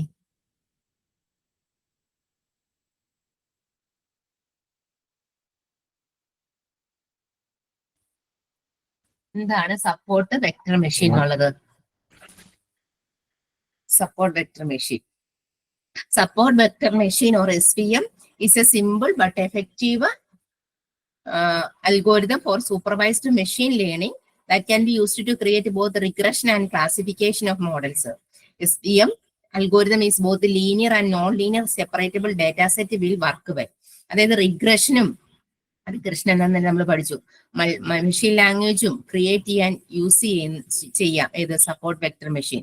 അതായത് linear or non linear data സെറ്റിനെ സെപ്പറേറ്റ് ചെയ്യാവുന്ന SVM അൽഗോരിതംസ് യൂസ് ചെയ്യാം. ലീനിയറും നോൺ ലീനിയറും, അതായത് ലീനിയർ ആയിട്ടാണോ നോൺ ലീനിയർ ആയിട്ടാണോ ഡാറ്റാ സെറ്റുകൾ വരുന്നത് അതിനെ സെപ്പറേറ്റ് ചെയ്യാനും ഒക്കെ ഏതാ സപ്പോർട്ട് വെക്ടർ മെഷീൻ യൂസ് ചെയ്യാന്നാണ് പറയുന്നത്. ആ ഒരു അൽഗോരിതം എഫക്റ്റീവ് ആണെന്നാണ് പറയുന്നത്.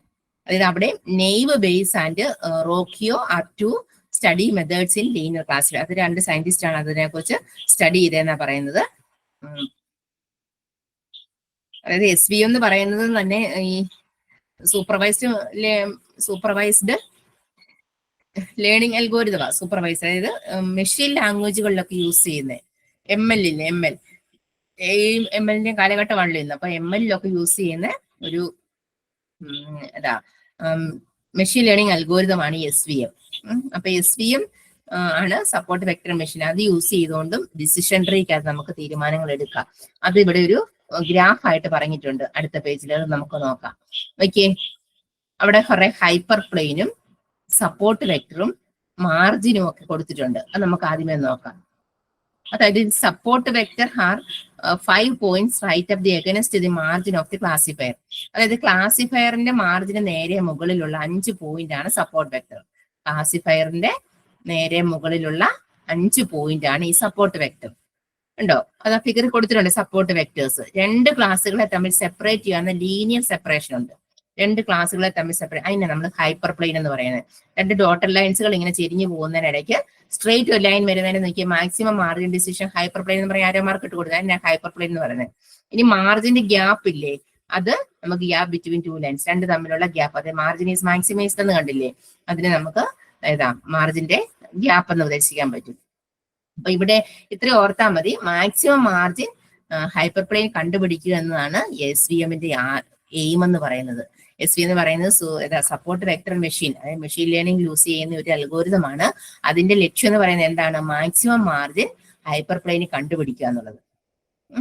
അപ്പൊ ഹൈപ്പർ പ്ലെയിനും മാർജിനും സപ്പോർട്ട് വെക്ടർ എന്ന് പറയുന്നത് data point to close to the hyper line. Hyper ലൈനിന്റെ അടുത്തോട്ട് വരുന്ന കുറെ ഡേറ്റ പോയിന്റുകൾ, ഡാറ്റാ പോയിന്റ് എന്ന് പറയുമ്പോൾ ഡാറ്റാ സെറ്റുകളായിരിക്കും അതിനകത്ത് വരുന്നത്. നമുക്ക് ആ പാരഗ്രാഫ് ഒന്ന് വായിച്ചിട്ട് പറയാം. എനിക്ക് the support vector are the 5 points right up against the margin of the classifier. There are several possible linear separations in 2 classes. Separable training of data set likely on the figure. അല്ലെ, നമുക്ക് അതിനകത്ത് കുറെ linear ഷേപ്പുകളൊക്കെ കാണാൻ പറ്റും.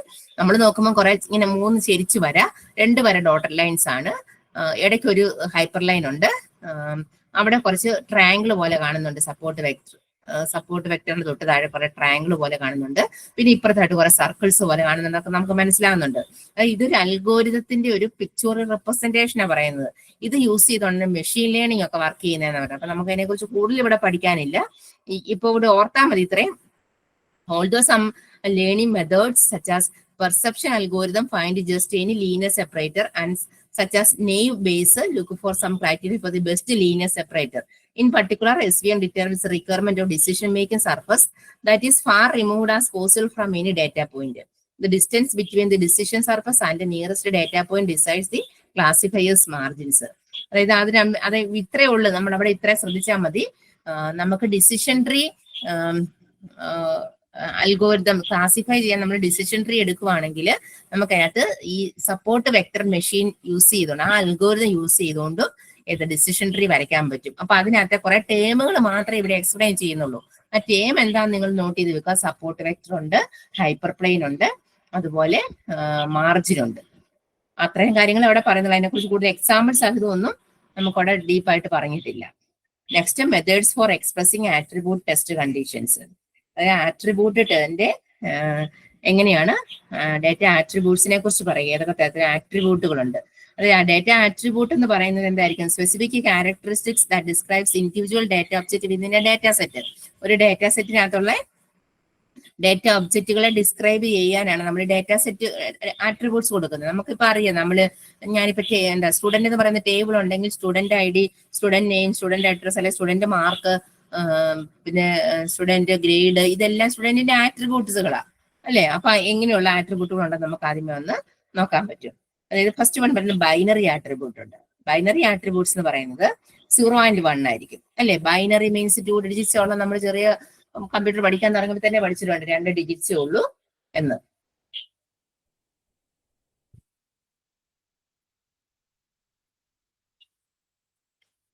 Binary attribute test condition generate 2 results are shown below. അതായത് true or false, that is 0 and 1. Gender കൊടുക്കാം, result അല്ലെ, M or F, yes or no. അതായത് 0 represents lack of any features, 1 represent additional specific characteristics അല്ലെ.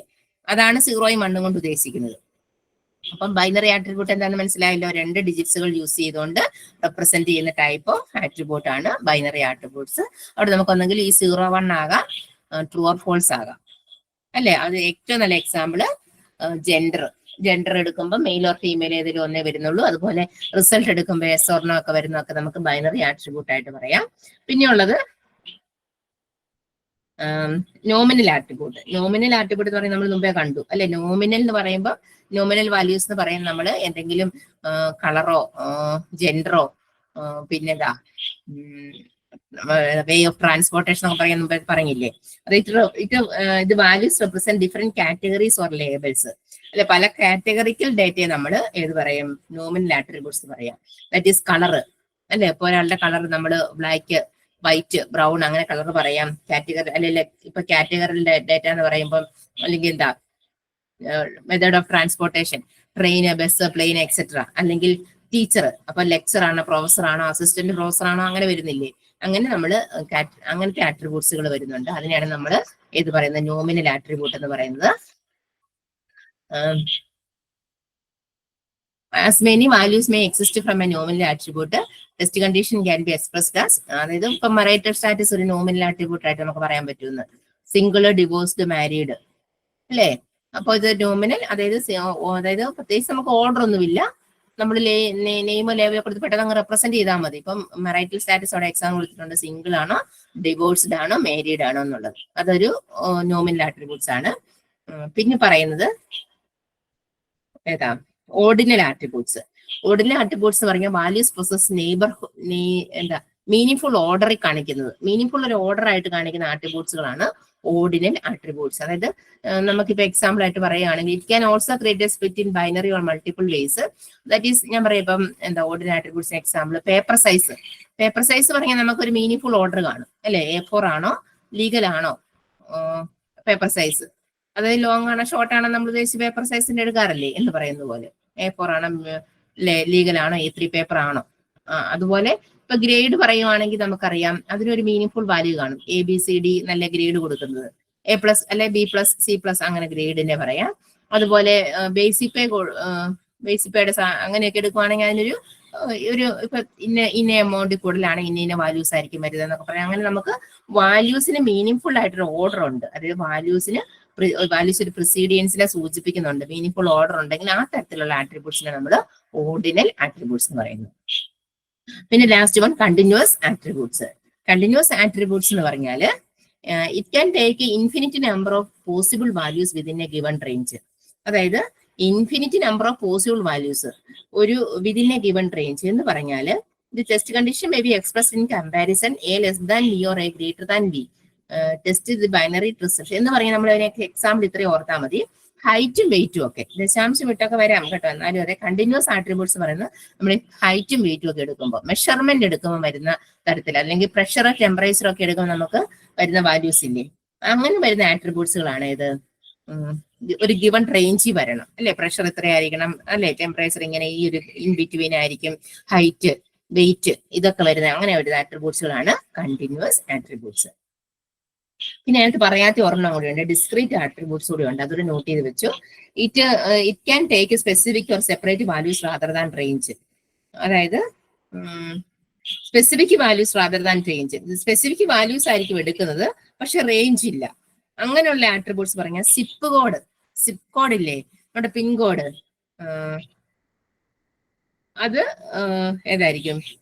അതുപോലെ profession ഒക്കെ പറയുവാണെങ്കിൽ, profession എന്ന് പറയുമ്പോഴത്തേന് നമുക്ക് ഇപ്പൊ ബിസിനസ്മാൻ ആണോ ടീച്ചറാണോ അങ്ങനെ ഒരു ഇത് വരത്തില്ല. ടീച്ചറിനകത്ത് വേണമെങ്കിൽ അസിസ്റ്റന്റ് പ്രൊഫസർ ആണോ അസോസിയേറ്റ് പ്രൊഫസർ ആണോ ലെക്ചർ ആണോ ജസ്റ്റ് ലെക്ചർ ആണോ എന്ന് ചോദിക്കാം അല്ലെ. അപ്പൊ അങ്ങനെ ഡിസ്ക്രീറ്റ് ആട്രിബ്യൂട്ട് എന്ന് പറയാൻ ഓർത്താൽ മതി.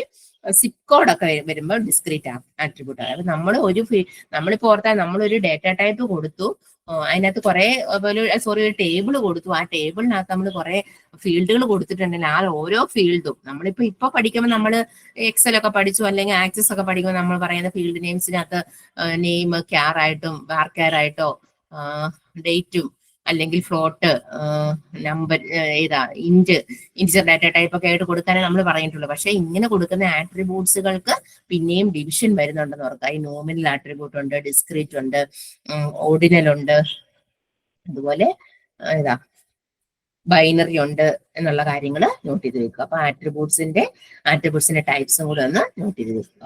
അത് ഈസി ആണല്ലോ. Next unit 11 clustering. എന്താണ് ക്ലസ്റ്ററിങ്? ക്ലസ്റ്റർ എന്ന് പറയുമ്പോൾ തന്നെ നമുക്കിപ്പോ ഒരു ഐഡിയ, ക്ലസ്റ്റർ കൂട്ടത്തിനെയാണ് നമ്മൾ ക്ലസ്റ്റർ എന്ന് പറയുന്നത്.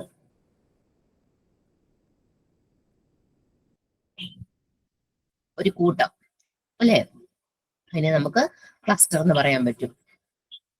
അതായത് ക്ലസ്റ്റർ അനലൈസിസിനാണ് ക്ലസ്റ്ററിംഗ് എന്ന് പറയുന്നത്. ക്ലസ്റ്റർ അനലൈസിസിന് അതായത് it is A method of data mining that group similar data points together.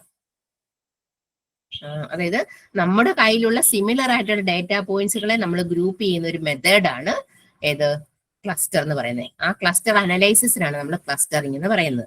Cluster is a collection of similar data which is grouped together. അതായത് ഒരേപോലുള്ള ഡാറ്റയെ നമ്മൾ ഗ്രൂപ്പ് ചെയ്ത് വെക്കുക. അത് ഞാൻ മിനിഞ്ഞാത്തെ ക്ലാസ്സിൽ ഇങ്ങനെ പറഞ്ഞായിരുന്നു. ഇപ്പൊ നമ്മൾ കളർ തന്നെ ഒരിടത്ത് ഇങ്ങനെ കിടക്കുവാണെങ്കിൽ റെഡിനെ തന്നെ നമ്മൾ ഒരിടത്ത് കൂട്ടി വെച്ചു, ബോളാന്ന് ഓർക്കുക അല്ലെ. ഒരേ ബോളുകൾ റൂമിൽ കൂട്ടിയിട്ടുണ്ട്. ബോളിന് പല കളർ ഉണ്ടെങ്കിൽ അപ്പൊ റെഡ് കളറുള്ള ബോളെല്ലാം നമ്മൾ അല്ലെ ബലൂൺ എല്ലാം നമ്മൾ ഒരു സൈഡിലോട്ട് വെച്ചു, ഇത് ബ്ലൂ ഉള്ളത് കുറെ മാറ്റി വെച്ചു. അങ്ങനെയെല്ലാം മാറ്റി ചിലപ്പോൾ ഏതാ വൈറ്റ് കളറുള്ള ബലൂൺ ഒരെണ്ണേ കാണുള്ളൂ, അത് നമ്മൾ മാറ്റി വെച്ച് തന്നെ ഔട്ട്ലെയർ ആയിട്ട് വെച്ച് ഔട്ട് ഓഫ് ഈ ഗ്രൂപ്പിൽ വരുന്നില്ല എന്നാക്കി വെച്ചു. അത് അങ്ങനെ ക്ലസ്റ്റർ എന്നുള്ള കൺസെപ്റ്റിലോട്ട് നമ്മൾ മൂവ് ചെയ്യുന്നത്. അപ്പം അത് ചെയ്യുന്ന അനലൈസിസിനാണ് ക്ലസ്റ്ററിംഗ് എന്ന് പറയുന്നത്. Cluster is a collection of similar data which is group. ഒരേപോലുള്ള ഡാറ്റ ഗ്രൂപ്പ് ചെയ്യുന്നതിനാണ് ക്ലസ്റ്റർ എന്ന് പറയുന്നത്. Clustering is an unsupervised machine learning based algorithm that divides a set of data points into the clusters so that the objects are all part of the same group. അതായത് unsupervised machine learning based algorithm ആണ് clustering use ചെയ്യുന്നത്. അതായത് unsupervised എന്ന് പറഞ്ഞാൽ unlabelled data ആയിരിക്കും. Using clustering, data can be subdivided into smaller, more manageable groups. ഡേറ്റയെ നമുക്ക് കുറച്ച് ഗ്രൂപ്പുകളൊക്കെ ആയിട്ട് തിരിച്ചു വെക്കുന്നുണ്ട്, അല്ലെങ്കിൽ സബ് ഡിവൈഡ് ചെയ്ത് വെക്കുന്നുണ്ട്. Data from each of these groups are grouped together in A single cluster. ഓരോ ഗ്രൂപ്പിലും വരെ നമ്മൾ ഒരു ക്ലസ്റ്റർ ആയിട്ടാണ് പറയുന്നത്.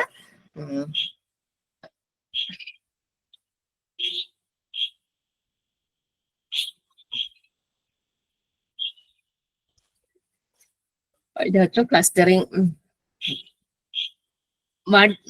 ഡേറ്റ മൈനിങ് ക്ലസ്റ്റർ അനലൈസിസിനെ കുറിച്ച് പറയുന്നുണ്ട്, നമുക്ക് നോക്കാം.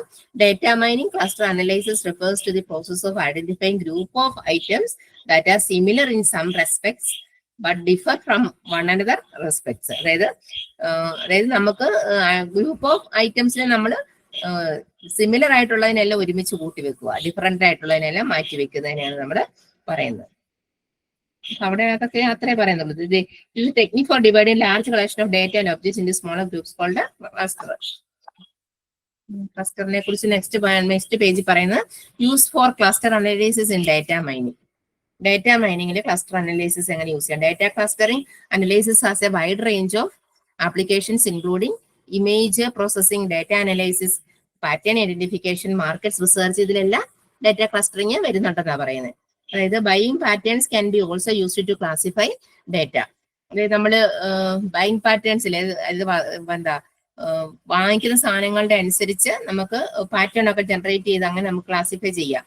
പിന്നെ data mining clusters aids in the classification of animals and plants by utilising comparable functions or genes in biology. അപ്പൊ ആനിമൽസിനെയും പ്ലാന്റ്സിനെയും ഒക്കെ നമുക്ക് ക്ലാസിഫൈ ചെയ്ത് വെക്കാൻ പറ്റും. Information can be discovered more easily by classifying online files using clustering in a data mining. Additionally, it is employed in detection software. If a credit card is being used fraudulently, the pattern of deceit can be identified using cluster in data mining. അതായത് നമുക്കിപ്പോൾ ഒരു credit card ഫ്രോഡൻലി ആയിട്ട് use ചെയ്യുവാണെങ്കിൽ അതിന്റെ pattern data മൈനിങ്ങിലെ clustering ഉപയോഗിച്ച് നമുക്ക് ആ ഒരു ഡിസിറ്റ്, അതായത് ഒരു വഞ്ചന നമുക്ക് തിരിച്ചറിയാൻ പറ്റും എന്നൊക്കെയാണ്. അങ്ങനെയുള്ള കാര്യങ്ങളൊക്കെ ഇവിടെ പറയുന്നുള്ളൂ. Next applications of cluster analysis in data mining. എന്തൊക്കെ ആപ്ലിക്കേഷൻസ് വരാം?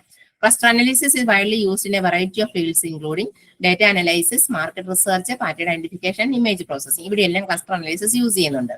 പിന്നെ it aids marketers in identifying distinct customer segmentation based on their customers' purchasing habit. അതായത് classify their clients, കസ്റ്റമേഴ്സിനെ അടിസ്ഥാനമാക്കി ഡിഫറെന്റ് ഇപ്പൊ സാധനങ്ങളെ നമുക്ക് ഐഡന്റിഫൈ ചെയ്യാൻ ഹെൽപ്പ് ചെയ്യുന്നു cluster analysis. It aids data discovery by assigning documents on the internet. ഇന്റർനെറ്റിൽ document നൽകിക്കൊണ്ട് നമുക്ക് ഡേറ്റയെ അസൈൻ ചെയ്യാൻ ഹെൽപ്പ് ചെയ്യാൻ പറ്റും ഡേറ്റ ക്ലസ്റ്ററിങ്. പിന്നെ it can be use in biology to figure out plant and animal taxonomy. ഇപ്പൊ ടാക്സോണമി വർഗീകരണം ഒക്കെ ഇല്ലേ, പ്ലാന്റ്സ് ടാക്സോണമി, അനിമൽ ടാക്സോണമി എന്നൊക്കെ പറയാം. അപ്പൊ ബയോളജിക്കൽ യൂസിനൊക്കെ കണ്ടുപിടിക്കാൻ വേണ്ടി ക്ലസ്റ്ററിങ് യൂസ് ചെയ്യാം.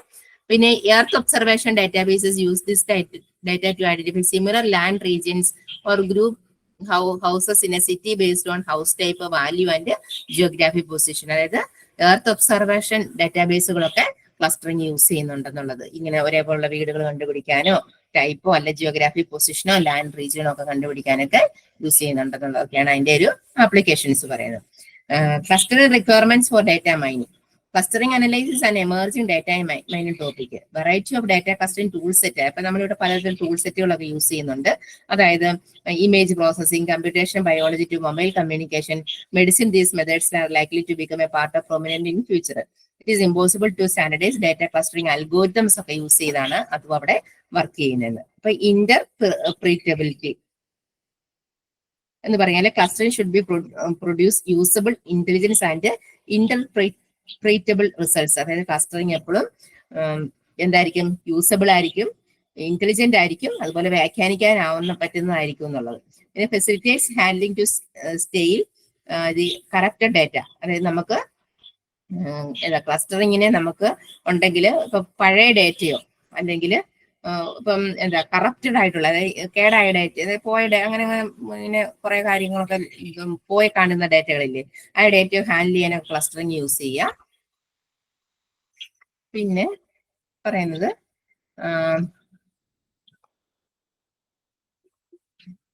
Most time data can is jumbled and unorganised. അതായത് ഡാറ്റ എപ്പോഴും അൺഓർഗനൈസ്ഡ് ആയിരിക്കും, അതായത് ഫാസ്റ്റ് ആയിട്ട് അനലൈസ് ചെയ്യാനൊക്കെ പറ്റും. പിന്നെ high dimensional data of any ഡയമെൻഷനിൽ discovery of attributes clustering based on shape. അതായത് technique for clustering detects group of arbitrary shapes. There's also a little cluster here with a spherical form. അതായത് നമുക്ക് ക്ലസ്റ്ററിനെ arbitrary ഷേപ്പുകൾ use ചെയ്തുകൊണ്ട് cluster detect ചെയ്യാൻ പറ്റും. അതായത് ആർബിട്രറി ഷേപ്പ് എന്ന് പറഞ്ഞാൽ ജിയോമെട്രി സെറ്റ് ഓഫ് ജിയോമെട്രി, അതായത് represents geometry as A set of cells ആയിരിക്കും. അങ്ങനെയൊക്കെ നമുക്ക് ക്ലസ്റ്ററിനെ ഐഡന്റിഫൈ ചെയ്യാൻ പറ്റും എന്നാണ് പറയുന്നത്. അപ്പൊ നമുക്ക് അവിടെ കെ അൽഗോരിതത്തിനെ കുറിച്ച് ഇനി പറയാൻ പോകുന്നത്. അതായത് usability of algorithms while dealing with various types of data. Cluster ചെയ്യുമ്പോൾ നമുക്ക് എന്തൊക്കെ അൽഗോരിതംസ് ചെയ്യാൻ പറ്റും. അതായത് using cluster methods a wide range of data types can be analysed. Binary data, categorial data, interval data, examples are possible data types. അപ്പൊ അങ്ങനെയാണെങ്കിൽ നമുക്ക് ഈ എങ്ങനെയൊക്കെയാണ്, അതായത് categorisation of major clustering methods. അതായത് ഇത്രയും നേരം ഞാൻ പറഞ്ഞതിനകത്ത് വലിയ ഇമ്പോർട്ടന്റ് ഉള്ള കാര്യങ്ങളൊന്നും പറയില്ല, എന്താണ് ക്ലസ്റ്റർ എന്ന് മാത്രമേ പറഞ്ഞിട്ടുള്ളൂ അല്ലെ. അതിന്റെ ഒരു നെയിമിംഗ് ഒക്കെ പറഞ്ഞ് ഒരു എക്സ്പ്ലനേഷനെ പറഞ്ഞുള്ളൂ. ഇവിടെ തൊട്ട് ഇമ്പോർട്ടന്റ് ആണ്, നോട്ട് ചെയ്ത് വെച്ചോണം. അതായത് categorisation of cluster methods. First one partitioning method. പിന്നെ ഹൈറാർക്കിക്കൽ ഉണ്ട്, ഡെൻസിറ്റി ഉണ്ട്, ഗ്രിഡ് ഉണ്ട്, മോഡൽ ഉണ്ട്, കൺസ്ട്രെയിന്റ് ഉണ്ട്. അപ്പൊ നമുക്ക് എന്താ പാർട്ടീഷനിങ് മെത്തേഡ് ഫസ്റ്റ് നോക്കാം. പാർട്ടീഷനിങ് മെത്തേഡ് എന്ന് പറഞ്ഞാല് let us say A partitioning is done on the database B objects in this method. Each partitions A less than B will be used to represent a cluster. After a classification of items, C is a number of groups. So there are a few requirements that must be with the partitioning of cluster method as follows. അതായത് ഇപ്പൊ ഡേറ്റാബേസിന്റെ B ഒബ്ജക്റ്റുകളിൽ A partitioning നടത്തുക. Database, നമുക്കൊരു database ഉണ്ട്, ആ ഡേറ്റാബേസിന്റെ കുറെ object ഉണ്ട്. അതിനകത്ത് B ഒബ്ജക്റ്റുകളിൽ ഏതെങ്കിലും ഒരു ഒബ്ജക്റ്റ് നോക്കാം, ബി എന്നോടെ പേര് കൊടുത്തേ ഉള്ളൂ. അതിനകത്ത് എ പാർട്ടീഷൻ, ഒരു പാർട്ടീഷൻ നടത്തുക.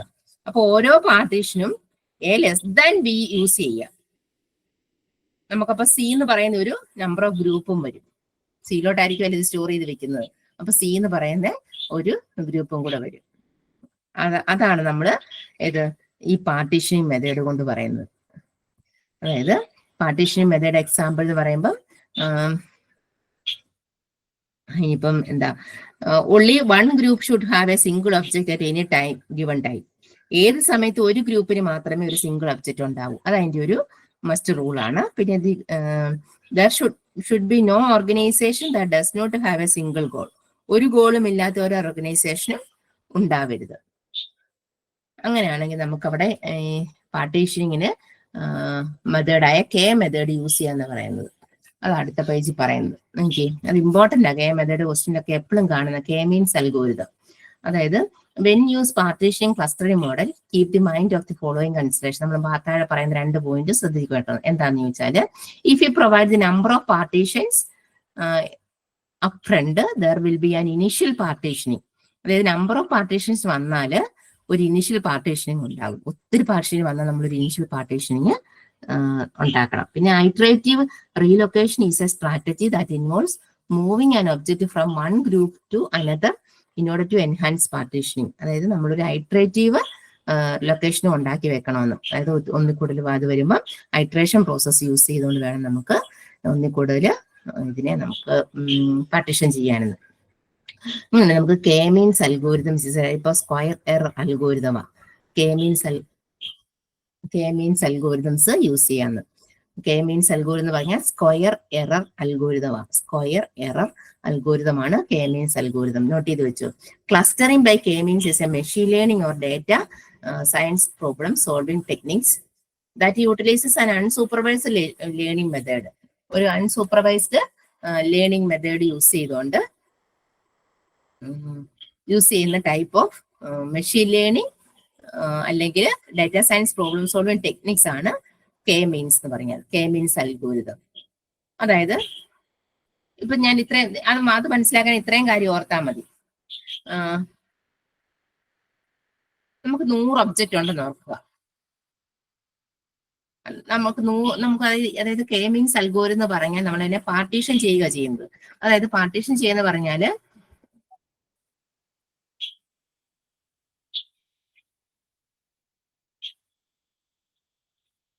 ഞാനൊന്ന് നെറ്റ് കണക്ട് ചെയ്തോട്ടെ.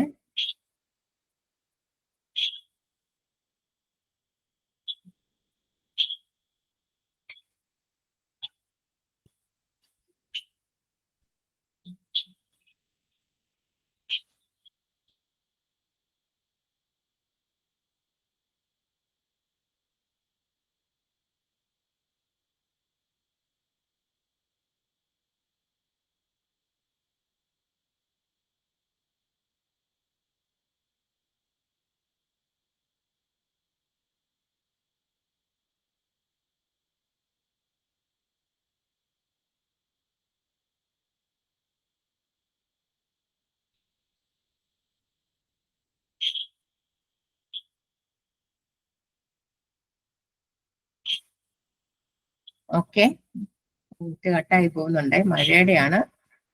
ഞാൻ പറയുന്നത് കേൾക്കാമല്ലോ അല്ലേ? കെ മീൻസ് ഇമ്പോർട്ടന്റ് ആണ്, നമുക്ക് അരമണിക്കൂറിലുണ്ട്. കെ മീൻസ് ഇമ്പോർട്ടന്റ് ആണ്.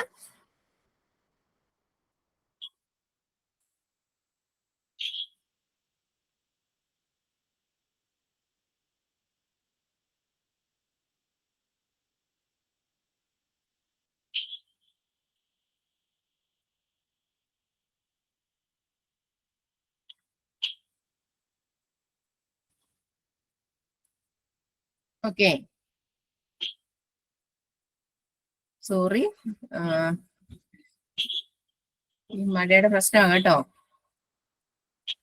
കെ മീൻസ് എന്ന് പറയുന്നത് ഇമ്പോർട്ടന്റ് ആണ്. അതായത് എന്താ പറയുന്നത്, ഇപ്പൊ നമുക്ക് 100 ഒബ്ജക്റ്റ് ഉണ്ടെങ്കിൽ നമ്മൾ 5 ഗ്രൂപ്പായിട്ട് തിരിക്കുവാണെങ്കിൽ കെ ഇസ് ഈക്വൽ ടു 5 എന്ന് കൊടുക്കുക. അപ്പം ഇപ്പൊ സിമിലാരിറ്റി വരുന്ന നമ്മൾ 5 ക്ലസ്റ്റർ ആയിട്ട് ആ ഒരു സെയിം ബിഹേവിയർ വരുന്ന രീതിയെ പാർട്ടീഷൻ ചെയ്ത് വെക്കുക. അപ്പോൾ നമുക്ക് പാർട്ടീഷൻ ചെയ്യാൻ ഒരു അൽഗോരിതമാണ് നമ്മൾ കെ മീൻസ് അൽഗോരിതം യൂസ് ചെയ്യുന്നത്. K means is an approach known as unsupervised learning the unlabelled data set. Unlabelled എന്ന് പറയുമ്പോൾ ലേബിൾഡ് ഡാറ്റ അല്ല. ലേബിൾഡ് ഡാറ്റ എന്ന് പറയുമ്പോൾ ഏതായിരിക്കും, സൂപ്പർവൈസ്ഡ് ഡാറ്റ ആയിരിക്കും, കറക്റ്റ് ഡാറ്റ ആയിരിക്കും ലേബിൾ ഡാറ്റ വരുന്നത്. അപ്പൊ അൺലേബിൾ ഡാറ്റ എന്ന് പറയുന്നത് അൺസൂപ്പർവൈസ്ഡ് ആണ്. അതായത് നമുക്ക് സെറ്റ് ഓഫ് ഇമേജസ് ആയിരിക്കും നമുക്ക് അവിടെ എന്താ വിത്തൗട്ട് ഐഡന്റിഫൈ പീപ്പിൾ, കാർ അല്ലെ പ്ലാന്റ്സ് അതിനൊന്നും ഐഡന്റിഫൈ ചെയ്യാൻ പറ്റത്തില്ല. അങ്ങനെ വരുന്ന ഡേറ്റയെ നമ്മൾ divide several clusters for analysis, പല ക്ലസ്റ്റർ ആയിട്ട് അനലൈസിസ് വേണ്ടി തിരിച്ചു വെക്കുക.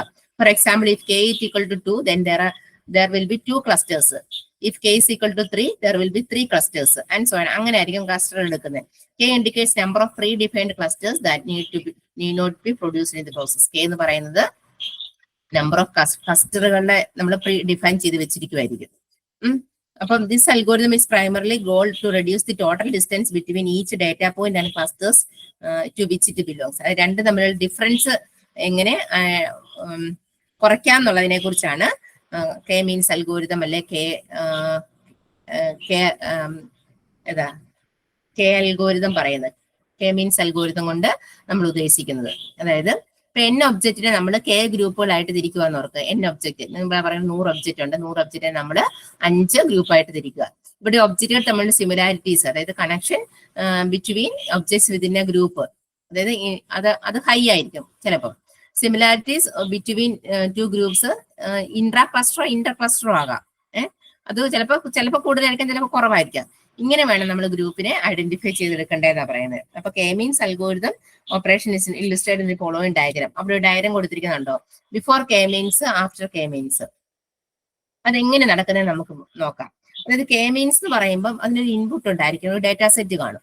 ആ ഡാറ്റാ സെറ്റ് എന്ന് പറയുന്നത് കെ എന്ന് പറയുന്ന number of clusters in which data set has to be divided. K നമ്മൾ ആദ്യമേ ഡിസൈഡ് ചെയ്ത് വെക്കുക. അതായത് ഡാറ്റാ സെറ്റ് എന്ന് പറയുന്നത് നമുക്ക് containing n number of objects. ഇപ്പൊ 100 ഒബ്ജക്റ്റ് ആണ്, 100 ഒബ്ജക്റ്റ് ആയിരിക്കും നമ്മുടെ ഡാറ്റാ സെറ്റ്. കെ ആണ് k ഈക്വൽ ടു 5 എന്ന് ഓർക്കുക. അതാണ് നമ്മളുടെ ഒരു ഇത് പറയുന്നത്. നമ്മളൊരു ഐട്രേഷൻ പ്രോസസ് നടത്തിയാണ് ഇതിനെ എങ്ങനെയാണ് എടുക്കുന്നത് എന്ന് നമുക്ക് പറയാം. അതായത് ഔട്ട്പുട്ട് എന്ന് പറയുന്നത് A data set of k clusters. നമുക്ക് എത്ര ക്ലസ്റ്റർ വരണം എന്നുള്ളത് നമുക്ക് ഔട്ട്പുട്ട് വരേണ്ടത്. അപ്പൊ നമ്മൾ randomly assign k objects from the data set. നമ്മൾ ഈ ഒരു ഡാറ്റാ സെറ്റിൽ നിന്നുകൊണ്ട് k ഒബ്ജക്റ്റുകളെ റാൻഡംലി നമ്മൾ അസൈൻ ചെയ്ത് വെക്കുക. അപ്പം k അസൈൻ ചെയ്തിട്ട് നമുക്ക് അതായത് 1 2 3 എന്നോ എങ്ങനെയും നമുക്ക് അസൈൻ ചെയ്ത് വെക്കാൻ പറ്റും. അസൈൻ ചെയ്ത ഒബ്ജക്റ്റുകളെ നമ്മൾ സിമിലർ ആയിട്ടുള്ളതിനെല്ലാം കൂടെ ഒരു ഗ്രൂപ്പായിട്ട് അതിൻ്റെ ഒരു മീൻ വാല്യൂ കണ്ടുപിടിച്ച് വെക്കുക. സിമിലർ ആയിട്ടുള്ള ഞാൻ എക്സ്പ്ലനേഷൻ അതാ പറയുന്നത്, ഞാൻ അതാ വായിക്കുന്നത്. അതായത് നമ്മൾ ആദ്യമേ randomly assign k objects from the detailed data set as a cluster centers. k assign ചെയ്യാനും മേ ബി 1 2 എന്ന് പറഞ്ഞിട്ട് വേണം നമുക്ക് അസൈൻ ചെയ്ത് വെക്കാൻ പറ്റും. അസൈൻ ചെയ്ത ഈച്ച് ഒബ്ജക്റ്റിനെ നമുക്ക് most similar based upon mean value എടുക്കാൻ പറ്റും. എന്നിട്ട് ഡാറ്റാ സെറ്റിന്റെ മീൻ വാല്യൂ കണ്ടുപിടിച്ചിട്ട് അതിന്റെ ബേസിൽ നമുക്ക് അതിനെ ഗ്രൂപ്പ് ചെയ്യാൻ പറ്റും. Mean value means standard deviation കണ്ടിട്ട് നമുക്ക് അതിന്റെ ബേസിൽ നമുക്ക് അതിനെ ഗ്രൂപ്പ് ചെയ്യാൻ പറ്റും. എന്നിട്ട് അപ്ഡേറ്റ് ക്ലസ്റ്റർ മീൻസ് അപ്ഡേറ്റ് ചെയ്യുക, പിന്നെയും മീൻസ് പിന്നെയും അപ്ഡേറ്റ് ചെയ്തുകൊണ്ടേയിരിക്കുക, അങ്ങനെ റീകാൽക്കുലേറ്റ് ചെയ്തുകൊണ്ടേ ഇരിക്കുക. എന്നിട്ട് നമുക്ക് സ്റ്റെപ്പ് പിന്നെ അതായത് ഇങ്ങനെ മീൻ വാല്യൂ എടുത്തുകൊണ്ടിരിക്കുക. എന്നിട്ട് നമ്മളിപ്പോൾ കുറെ സ്റ്റെപ്പിങ് വന്നു കഴിയുമ്പോൾ നമുക്ക് ഒരു മീൻ വാല്യൂ വരുന്നില്ല, എവിടെയും ചേഞ്ചസ് ഒന്നും വരുന്നില്ലെങ്കിൽ നമുക്ക് റീകാൽക്കുലേറ്റ് ചെയ്ത് സെയിം സ്റ്റെപ്പ് കിട്ടുന്ന വരെ അൽഗോരിതം വരെ റിപ്പീറ്റ് ചെയ്ത് പോകേണ്ടി വരും. അങ്ങനെ നമ്മൾ കെ മീൻസ് അൽഗോരിതം കണ്ടുപിടിക്കുന്നത്. നമുക്കൊരു എക്സാമ്പിൾ വെച്ച് തന്നെ പറയാം. അതായത് എങ്ങനെ കണ്ടുപിടിക്കും എന്നുള്ള രീതിയാണ് പറയാം. അതായത് ഇത്രയും ഓർത്താൽ മതി. നമുക്കൊരു ഡാറ്റാ സെറ്റ് കാണും, ഡാറ്റാ സെറ്റ് നമ്മൾ ഡിവൈഡ് ചെയ്ത് വെച്ച് കെ ആയിട്ട് ഡിവൈഡ് ചെയ്ത് വെച്ചിട്ട് സിമിലർ ആയിട്ടുള്ളതിനെല്ലാം ഗ്രൂപ്പ് ചെയ്തു. എന്നിട്ട് നമ്മൾ അതിൽ നിന്നുകൊണ്ട് അതിന്റെ മീൻ വാല്യൂ കണ്ടുപിടിച്ചിട്ട് ആ മീൻ വാല്യൂ യൂസ് ചെയ്ത് നമ്മൾ പിന്നെയും അതിൽ നിന്നുകൊണ്ട് മീൻ വാല്യൂ കണ്ടുപിടിച്ച് ഏകദേശം എവിടെ വെച്ചാണോ ഒരുമിച്ചാകുന്നത് അവിടെ വെച്ച് നമ്മൾ സ്റ്റോപ്പ് ചെയ്യാന്ന് പറയുന്നത്. അങ്ങനെയാണ് നമ്മൾ കെ മീൻസ് അൽഗോരിതം കണ്ടുപിടിക്കുന്നത്. എക്സാമ്പിൾ നമുക്ക് പറയാം. Suppose we want to group a visitors of the website using, ആ എക്സാമ്പിൾ ഒന്ന് നോട്ട് ചെയ്ത് വെച്ചോ. വെബ്സൈറ്റ് യൂസിങ് ദർ ഏജ് അല്ലെ, ഏജിന്റെ ബേസിൽ നമുക്ക് ഒരു വെബ്സൈറ്റ് ആരൊക്കെ വിസിറ്റ് ചെയ്യുന്നുണ്ടെന്നുള്ളത് കണ്ടുപിടിക്കണം. അങ്ങനെയാണ് ഏജ് തന്നിരിക്കുന്നത് ഞാനിപ്പോ പറയുക. എനിക്ക് അങ്ങനെ ഒരു ഏജിന്റെ ഒരു നോട്ടിൽ ഇവിടെ തന്നിട്ടില്ല, ഞാൻ എക്സാമ്പിൾ ആയിട്ട് പറയുവാണ്. ഇപ്പൊ 16 വയസ്സ് മുതൽ 66 വയസ്സ് വരെയുള്ള ഒരു സൈറ്റ് ഫ്രീക്വന്റ്ലി യൂസ് ചെയ്യുന്നുണ്ടെന്ന് ഓർക്കുക. 16 മുതൽ 66 വരെയുള്ളവര്. അപ്പൊ ഞാനൊരു ഡേറ്റാ സെറ്റ് ഇപ്പൊ അങ്ങ് പറയുക. 16 വയസ്സുള്ള 2 പേര് കയറി, 17 വയസ്സുള്ള ഒരാൾ കയറി, 20 വയസ്സുള്ള 2 പേര്, 21, അങ്ങനെ 23, 29, 40, 42, 50, 55, 60, 66, 62, 68, 66 വരെ കയറി.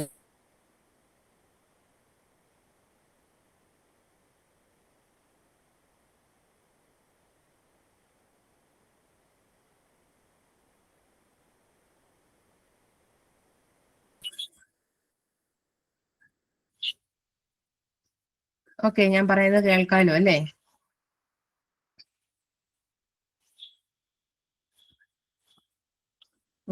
അപ്പം നമുക്ക് എന്താ ഇവിടെ ചെയ്യാൻ പറ്റുന്നത്? ഇങ്ങനെ 16 വയസ്സ് മുതൽ 66 വയസ്സ് വരെയുള്ള കുറെ പേര് ഒരു സൈറ്റിൽ കയറിയാൽ ആ സൈറ്റിനെ കുറിച്ച് നമുക്ക് ഒരു ഏജിന്റെ ബേസ് നമുക്ക് എങ്ങനെ അതിനെ ക്ലസ്റ്റർ ആക്കാന്നുള്ളതാണ് ഞാൻ പറയുന്നത്. അപ്പൊ ഞാൻ ആദ്യമേ 16 ഏതെങ്കിലും 2 റാൻഡം ആയിട്ട് 2 വാല്യൂസ് 2 ഏജ് അതിനെ സെലക്ട് ചെയ്യുക. ഞാനിപ്പോ ഒരു ഏജ് സെലക്ട് ചെയ്ത് 16, ഒരു ഏജ് 22 സെലക്ട് ചെയ്ത് നോക്കുക. അപ്പൊ 16 മുതൽ 22 വരെയുള്ളതിന്റെ ഞാൻ 16 മുതൽ 22 വരെയുടെ കുറെ വാല്യൂസ് കുറെ ഏജ് കാണുമല്ലോ. ആ ഏജിനെ ഞാൻ എന്ത് ചെയ്തു, ടോട്ടൽ എടുത്ത് അതിന്റെ സ്റ്റാൻഡേർഡ് ഡീവിയേഷൻ കണ്ടു. അപ്പൊ 16 മുതൽ എത്രയാണ് സ്റ്റാൻഡേർഡ് ഡീവിയേഷൻ കാണുന്നത് അത്രയും വരെ സ്റ്റാൻഡേർഡ് ഡീവിയേഷൻ കണ്ടു. അതായത് നമ്മൾ അതിന്റെ ആവറേജ് മീൻ വാല്യൂ എടുത്തെന്ന് ഓർക്കുക. അപ്പൊ 16 വയസ്സുള്ള 2-3 പേരുണ്ട്, 17 വയസ്സുള്ള 5-6 പേരുണ്ട്, 18 വയസ്സുള്ളവരുണ്ട്. ഇങ്ങനെ നമ്മള് അതിന്റെ ഒരു 22 വയസ്സ് വരെയുള്ളവരുടെ ഞാനൊരു മീൻ വാല്യൂ എടുത്തു. എനിക്കൊരു മീൻ വാല്യൂ കിട്ടി. അത് കഴിഞ്ഞ് ഞാൻ 22 ശേഷം കിടക്കുന്ന ബാക്കിയുള്ള ഏജുകളെല്ലാം കൂടെ കൂട്ടിയെടുത്തു. 22 തൊട്ട് ബാക്കി ഒരു 66 വരെയുള്ളവരുടെ എല്ലാം കൂടെ കൂട്ടിയെടുത്ത് അവിടെ നിന്ന് ഞാനൊരു മീൻ വാല്യൂ കണ്ടുപിടിച്ചു. അപ്പൊ ഈ 2 മീൻ വാല്യൂ ഈക്വൽ ആണോ നോക്കുക. 2 മീൻ വാല്യൂ ഈക്വൽ അല്ല. അപ്പൊ നമുക്ക് ഈ ഡാറ്റാ സെറ്റിലേക്ക് നമുക്ക് അപ്പൊ ഞാൻ ഈക്വൽ ആകുന്നവരെ നമ്മൾ ഇതിനെ റിയലോക്കേറ്റ് ചെയ്തുകൊണ്ടിരിക്കുക. പിന്നെ ഞാൻ എന്ത് ചെയ്തു, ഈ 16 തൊട്ട് 22 എന്നുള്ളത് ഞാൻ ഇച്ചിലൂടെ മാറ്റി 28 അല്ലെ 25 എടുത്തു. എന്നിട്ട് അതിന്റെ മീൻ വാല്യൂ കൊണ്ടു. എന്നിട്ട് 25 തൊട്ടാണെങ്കിൽ ബാക്കി 66 വരെയുള്ളവരെ എടുത്തിട്ട് അതിന്റെ മീൻ വാല്യൂ കൊണ്ടു. അപ്പോഴും അതായത് ഹൈട്രേഷൻ നടത്തുക. അപ്പോഴും അത് ഈക്വൽ അല്ല. അങ്ങനെ എപ്പോഴാണ് ഈക്വൽ ആയിട്ട് വരുന്നത്? ഞാനിപ്പോ 16 തൊട്ട് 29 വരെ എടുത്ത് നോക്കുക. 29 വരെ എടുത്തപ്പോൾ കിട്ടുന്ന മീൻ വാല്യൂ 30 തൊട്ട് 66 വരെ എടുത്ത മീൻ വാല്യൂ എടുത്ത് നോക്കുമ്പോൾ അത് ഏകദേശം ഈക്വൽ ആയിട്ട് വന്നിട്ടുണ്ടെങ്കിൽ പിന്നെ നമുക്ക് മുന്നോട്ട് കൊണ്ടുപോകാൻ പറ്റത്തില്ലെന്നറിയാം. അപ്പൊ പിന്നെ നമ്മളത് അങ്ങനെ വന്നിട്ടുണ്ടെങ്കിൽ ചേഞ്ചസ് ഒന്നും വരാതെ വരുന്ന ആ സ്റ്റെപ്സ് വരെ നമ്മൾ അങ്ങ് കൊണ്ടുപോവുക. അങ്ങനെ വരുന്നിട്ട് നമുക്ക് 16 മുതൽ 29 വയസ്സ് വരെയുള്ള ഏജിനെ ഒരു ക്ലസ്റ്റർ ആക്കി ഐഡന്റിഫൈ ചെയ്യുക. 36 എന്നിട്ട് 30 തൊട്ട് 66 വരെയുള്ള ഒരു ഏജിനെ വേറൊരു ക്ലസ്റ്റർ ആക്കി ഐഡന്റിഫൈ ചെയ്യാന്നാണ്. അങ്ങനെ ഒരു കൺക്ലൂഷനിലോട്ട് നമ്മൾ എത്തുക. അതായത് ഓർത്താൽ മതി, കെ മീൻസ് അൽഗോരിതം നമ്മൾ കണ്ടുപിടിക്കണം എന്നുണ്ടെങ്കിൽ നമ്മൾ അതിന് ഏതായിരിക്കും ഒരു ഡാറ്റാ സെറ്റ് എന്തായാലും നമുക്ക് തന്നിരിക്കും. ആ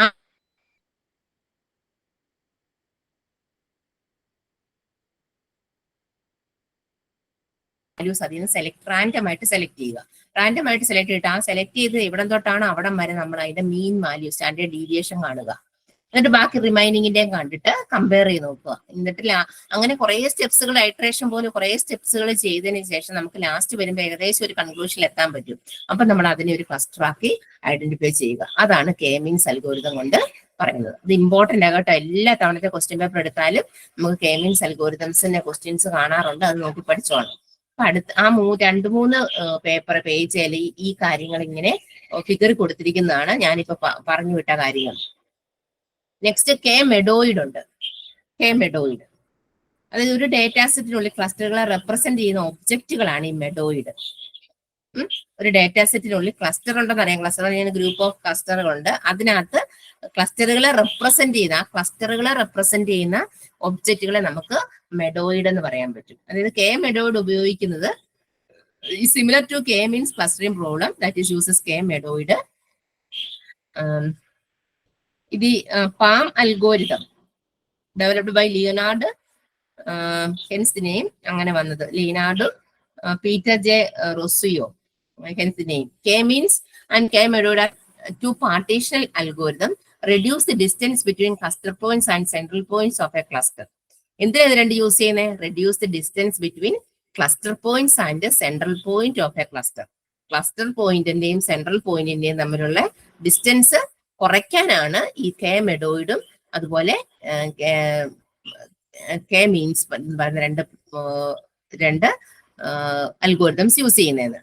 So using this method, actual data points are selected as the cluster centers as opposite to using K-means algorithm, which does not require the cluster center as in the input data point. As a result, the cluster centers are easier to interpret. It's an average between 2 points in a cluster. As a result, unlike with the K-means, the dissimilarity metrics of K medoid are not restricted to Euclidean distance. ഞാനിപ്പോ പറയാം എന്താ K മെഡോയിഡ് എന്താന്ന് പറയാം. അതായത് ഒരു data സെറ്റിനുള്ളിൽ, data set എന്ന് പറഞ്ഞാൽ ഇപ്പൊ നമുക്കറിയാം, ഞാൻ പറയില്ല കുറെ ഏജ് തന്നിട്ടൊരു ഡേറ്റാ സെറ്റ് എന്നറിയില്ലേ, അതിനകത്തുള്ള ക്ലസ്റ്ററുകളെ റെപ്രസെന്റ് ചെയ്യാൻ യൂസ് ചെയ്യുന്ന ഒബ്ജക്റ്റുകളെയാണ് നമ്മൾ കെ മെഡോയിഡ് എന്ന് പറയുന്നത്. അതായത് ഡേറ്റാ പോയിന്റും അവയുടെ അടുത്തുള്ള മെഡോയിഡും തമ്മിൽ ഡിസിമിലാരിറ്റീസ് കുറയ്ക്കുക. ഡേറ്റാ പോയിന്റുകളുണ്ട്, അതിനടുത്തുള്ള മെഡോയിഡും തമ്മിലുള്ള ഡിസിമിലാരിറ്റീസ് കുറയ്ക്കുക. എന്നിട്ട് ഡിഫറെന്റ് ക്ലസ്റ്ററുകളായി ഡേറ്റയെ പാർട്ടീഷൻ ചെയ്യുന്ന ഒരു അൽഗോരിതം ആക്കി വെക്കുക കെ മെഡോയിഡ്. അപ്പൊ ഒരു സെറ്റിന്റെ മെഡോയിഡ് എന്ന് പറയുന്നത് ആ സെറ്റിന്റെ മെമ്പറാണ്. ആ സെറ്റിലെ മറ്റു മെമ്പറും ആയിട്ടുള്ള വ്യത്യാസം ഏറ്റവും ചെറുതായിട്ട് വെക്കുക. അങ്ങനെയാണ് കെ മെഡോയിഡ് എന്ന് പറയുന്നത്. കെ മെഡോയിഡ് ഉപയോഗിക്കുന്നത് K means clustering problem similar ആക്കാനാണ്. അതായത് കെ മീൻസും കെ മെഡോയിഡും രണ്ട് പാർട്ടീഷനിങ് അൽഗോരിതംസ് ആണ്. ക്ലസ്റ്റർ പോയിന്റുകളും ഒരു ക്ലസ്റ്ററിന്റെ സെൻട്രൽ പോയിന്റ് തമ്മിൽ ഡിസ്റ്റൻസ് കുറയ്ക്കാനാണ് ഇത് യൂസ് ചെയ്യുന്നത്. അണ്ടർലൈൻ ചെയ്ത് പോകുന്നുണ്ടല്ലോ. ഈ രീതിയിൽ നമുക്ക് ക്ലസ്റ്റർ സെന്ററിന്റെ ഒരു ഇൻപുട്ട് ഡേറ്റ സെന്റർ ആകേണ്ട ആവശ്യമില്ല. അപ്പൊ ഡേറ്റാ പോയിന്റുകൾക്ക് ക്ലസ്റ്റർ സെന്ററുകളുമായി നമ്മൾ സെലക്ട് ചെയ്ത് വെച്ചിരിക്കുക. അപ്പൊ അവിടെ പറയുന്നത് എന്താന്ന് ചോദിച്ചാൽ K medoid are not restricted to Euclidean distance. Instead of than minimizing the sum of squared Euclidean distance, K method minimize the pairwise dissimilarities as opposed to the total. അതായത് ഈ സ്ക്വയേർഡ് യൂക്ലിഡിയൻ ഡിസ്റ്റൻസിന്റെ ആകെ തുക കുറയ്ക്കുന്നതിന് പകരം K മെഡോയിഡിന്റെ മൊത്തത്തിൽ നിന്ന് വ്യത്യസ്തമായ pairwise dissimilarities കുറയ്ക്കുവാണ് എന്ന് പറഞ്ഞാൽ ഈ യൂക്ലീഡിയൻ കൺസെപ്റ്റ് നമ്മൾ ഓർക്കുന്നുണ്ടോ? യൂക്ലീഡിയൻ പാത്തൊക്കെ പറഞ്ഞതുണ്ട് അല്ലെ? യൂക്ലീഡിയൻ എന്ന് പറയും, മാത്സിലൊക്കെ പഠിച്ചിട്ടില്ലേ? അതായത് യൂക്ലീഡിയൻ ഡിസ്റ്റൻസിൽ ഡിഫറൻസ് ബിറ്റ്വീൻ 2 പോയിന്റ്സുകളാണ് യൂക്ലീഡിയൻ എന്ന് പറയുന്ന ഒരു ഗ്രാഫോ അതുപോലെ പാത്തോ ഒക്കെ ഉണ്ട് മാത്സിൽ പഠിക്കാൻ എന്ന് പറയുന്ന പോലെ. അപ്പൊ അതുമായിട്ട് ഈ കെ മെഡോയിഡിനെ റെസ്ട്രിക്ട് ചെയ്ത് വെച്ചിട്ടൊന്നുമില്ലെന്ന്. അതായത് യൂക്ലീഡിയൻ പറയുന്നത് ഡിസ്റ്റൻസിന്റെ ആകത്തുക കുറയ്ക്കുന്നതിന് പകരം കെ മെഡോയിഡ് മൊത്തത്തിൽ നിന്ന് വ്യത്യസ്തമായ പെയർവൈസ് ഡിസിമിലാരിറ്റി കുറയ്ക്കുക. അതായത് യൂക്ലീഡിയൻ ഡിസ്റ്റൻസ് എന്താണെന്ന് ചോദിച്ചാൽ മൊത്തത്തിലുള്ളത് കുറയ്ക്കുക. ഡിസ്റ്റൻസ് അപ്പൊ ആ ഒരു ഡേറ്റാ സെറ്റിലുള്ള മൊത്തം ഡിസ്റ്റൻസ് കുറയ്ക്കുവാണെങ്കിൽ കെ മെഡോയിഡ് മൊത്തത്തിൽ എടുത്തിട്ട് അതിൽ നിന്ന് വ്യത്യസ്തമായിട്ട് നിൽക്കുന്നതിന്റെ പെയർവൈസ് ഡിസിമിലാരിറ്റി കുറയ്ക്കുക ചെയ്യുന്നതെന്നാണ് പറയുന്നത്. അപ്പൊ കെ മെഡോയിഡ് ഓർത്താൽ മതി. അതവിടെ എത്രയും പറയുന്നത് കെ മെഡോയിഡിനെ കുറിച്ച്. ഡേറ്റാ സെറ്റുകളുള്ളിൽ ക്ലസ്റ്ററുകളെ റെപ്രസെന്റ് ചെയ്യുന്ന ഒബ്ജക്റ്റുകളാണ് കെ മെഡോയിഡ്. എന്നിട്ട് അത് കെ മെഡോയിഡും കെ മീൻസും രണ്ട് പാർട്ടീഷനിങ് അൽഗോരിതമാണ്. ക്ലസ്റ്റർ പോയിന്റും ക്ലസ്റ്ററിന്റെ സെൻട്രൽ പോയിന്റും തമ്മിൽ ഡിസ്റ്റൻസ് കുറയ്ക്കാനാണ് ഇത് യൂസ് ചെയ്യുന്നത് കേട്ടോ. അപ്പൊ അത്രയും കാര്യങ്ങൾ നോട്ട് ചെയ്ത് വെക്കുക. Next hierarchical method. Hierarchically cluster ഉണ്ടാക്കുന്നതിനാണ് നമ്മൾ ഹൈറാർക്കിക്കൽ മെത്തേഡ് എന്ന് പറയുന്നത്. അതായത് in this case there are two types of agglomerative അപ്രോച്ചും ഡിവിസീവ് അപ്രോച്ചും. രണ്ട് അപ്രോച്ച് പറയുന്നുണ്ട്, അഗ്ലോമറേറ്റീവ് ഡിവിസീവ്. അഗ്ലോമറേറ്റീവ് എന്ന് പറഞ്ഞാല് ഇപ്പം ഹൈറാർക്കിക്കലി നമ്മൾ ഫസ്റ്റ് ക്ലസ്റ്റർ ഉണ്ട്. ഹൈറാർക്കിക്കൽ എന്ന് പറഞ്ഞാൽ എന്താ? ഹൈറാർക്കിക്കൽ ഒന്നെങ്കിൽ നമുക്ക് ടോപ്പ് ഡൗൺ ആകാം, അല്ലെ ബോട്ടം അപ്പ് ആകാം, അല്ലയോ? നമ്മളിങ്ങനെ നോക്കുമ്പോൾ മുകളിൽ നിന്ന് താഴോട്ടോ, താഴേന്ന് മുകളിലോട്ടോ, ആ രീതിയാണ് നമ്മൾ ഹൈറാർക്കി എന്ന് ഉദ്ദേശിക്കുന്നത്. അപ്പം അത് രണ്ട് തരത്തിലൂടെ പറയുന്നുണ്ട്, അഗ്ലോമറേറ്റീവും ഡിവിസീവും. അഗ്ലോമറേറ്റീവ് എന്ന് പറഞ്ഞാൽ ബോട്ടം അപ്പ് അപ്രോച്ച് ആയിരിക്കും. ഡിവിസീവ് എന്ന് പറഞ്ഞാൽ ടോപ്പ് അപ്രോച്ച് ആയിരിക്കും, ടോപ്പ് ഡൗൺ. അതായത് ഓരോ ക്ലസ്റ്ററിലും ഓരോ ക്ലസ്റ്റർ തുടങ്ങിയിട്ട് പെയർ ആക്കും, എന്നിട്ട് മെർജ് ചെയ്യും, എന്നിട്ട് one move up to the hierarchy. അതാണ് നമ്മുടെ അഗ്ലോമറേറ്റീവ് അപ്രോച്ച് എന്ന് പറയുന്നത്. ബോട്ടത്തിൽ വെച്ച് ഡേറ്റയെ സെപ്പറേറ്റ് ചെയ്ത് ഗ്രൂപ്പ് ആക്കുക. Bottom up approach is another term for this strategy. And all the groups have been merged, the criteria for termination has been satisfied. The process continues merging them. എന്ന് പറഞ്ഞാല് each level hierarchical clustering objects link should be thoroughly hierarchical clustering ഓരോ ലെവലും ഒബ്ജക്റ്റിന്റെ ലിങ്കുകൾ പരിശോധിക്കണം. ഞാൻ പറയാം, ഇപ്പൊ ഇത്രയേ ഉള്ളൂ ബോട്ടം അപ്പ് അപ്രോച്ച് എന്ന് പറഞ്ഞാല്. എന്താ എക്സാമ്പിള്? ഇപ്പൊ നമ്മള് രണ്ട് സിമിലർ ആയിട്ടുള്ള നോക്കിയ അതിൽ നിന്നും, അതായത് ബോട്ടത്തിൽ വെച്ച് ഡേറ്റയെ നമ്മൾ സെപ്പറേറ്റ് ചെയ്യുക. ബോട്ടം ഏറ്റവും താഴെ വെച്ച് ഡേറ്റയെ സെപ്പറേറ്റ് ചെയ്തിട്ട് അതിനെ ഒരു ഗ്രൂപ്പ് ആക്കുക. ആ ഗ്രൂപ്പ് ആക്കിയിട്ട് അതിൽ നിന്ന് സിമിലാരിറ്റീസ് കണ്ടുപിടിച്ചിട്ട് മെർജ് ചെയ്യുക. എന്നിട്ട് മാക്സിമം ക്ലസ്റ്റേഴ്സിന്റെ എണ്ണം കുറച്ച് മെർജ് ചെയ്തുകൊണ്ടിരിക്കുന്ന പ്രോസസ്സാണ് ഏത്? Agglomerative process. അപ്പം അതേസമയം ഞാൻ ഡിവിസീവ് കൂടെ പറയാം. ഡിവിസീവ് എന്ന് പറഞ്ഞാൽ അങ്ങനെയല്ല, ടോപ്പ് ഡൗൺ അപ്രോച്ച് ആയിരിക്കും. ടോപ്പ് ഡൗൺ എന്ന് പറഞ്ഞാൽ സെയിം ക്ലസ്റ്ററിൽ ഡേറ്റ വെച്ചിട്ടുണ്ടായിരിക്കണം, എന്നിട്ട് വീണ്ടും നമ്മൾ അതിനെ അനലൈസ് ചെയ്യുക. ഞാനിപ്പോ ഒരു എക്സാമ്പിൾ പറയുകയാണെങ്കിൽ, നമ്മളിപ്പം ഡിവിസീവ് അപ്രോച്ച് വന്ന് ടോപ്പ് ഡൗൺ, മുകളിൽ നമ്മൾ നോക്കുക, കാർ എടുക്കുവാന്ന് ഓർക്കുക. കാർ എടുക്കുവാണെങ്കിൽ കാറിന്റെ രണ്ട് പ്രോപ്പർട്ടി ആണ്, ഓട്ടോമാറ്റിക് ആണോ നോർമൽ ആണെന്നുള്ളത്, അല്ലേ? ഗിയർ ഇല്ലാത്തതാണ്, ഗിയർ ഉള്ളതാണ്, ഗിയർ വിത്ത് ഗിയർ ആണോ വിത്തൗട്ട് ഗിയർ ആണോ എന്നുള്ളത് അതിന്റെ രണ്ട് പ്രോപ്പർട്ടി. അപ്പൊ നമ്മൾ ടോപ്പിൽ എന്താ പറയുന്നത്?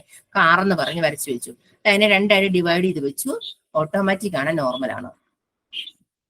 അതാ അങ്ങനെ നമ്മൾ ടെസ്റ്റ് ചെയ്ത് പോവുക. അതുപോലെ ബൈക്കും അങ്ങനെ വരാം, അല്ലെ? ബൈക്കും ഓട്ടോമാറ്റിക് ആണോ നോർമൽ ആണോ, അതായത് ആക്റ്റീവ് ആണോ സ്കൂട്ടർ ബൈക്കാണോ, അങ്ങനെ നമുക്ക് അങ്ങനെ സെർച്ച് ചെയ്ത് പോകാൻ പറ്റും. അങ്ങനെ നമ്മൾ ബോട്ടത്തിൽ നിന്നുകൊണ്ട് നമ്മൾ അതിനെ സബ് ഡിവൈഡ് ചെയ്ത് വെച്ചതിനാണ് നമ്മൾ ഡിവിസീവ് അപ്രോച്ച് എന്ന് പറയുന്നത്.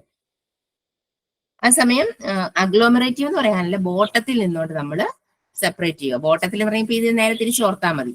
തിരിച്ചോർക്കാന്ന് പറഞ്ഞാല് ബോട്ടത്തില് ഞാനിപ്പോ ഓട്ടോമാറ്റിക് നോർമൽ എന്ന് വെച്ചു. ഓട്ടോമാറ്റിക് നോർമൽ അതിനെ രണ്ട് മെർജ് ചെയ്ത് മുകളിലോട്ട് കൊണ്ടുപോയി അത് കാർന്നാക്കി വെക്കത്തില്ലേ? അപ്പൊ ദാറ്റ് ഈസ് ഏതാ? അഗ്ലോമറേറ്റീവ്. അതാണ് ബോട്ടം അപ്പ്. താഴേന്ന് മുകളിലോട്ട് പോകുന്നതിനാണ് ബോട്ടം അപ്പ് അപ്രോച്ച് എന്ന് പറയുന്നത്. ഇനി മേളിൽ നിന്ന് താഴോട്ട് വരുന്നതിനാണ് നമ്മൾ ഡിവിസീവ് അപ്രോച്ചോ ടോപ്പ് ഡൗൺ അപ്രോച്ച് എന്ന് പറയുന്നത്.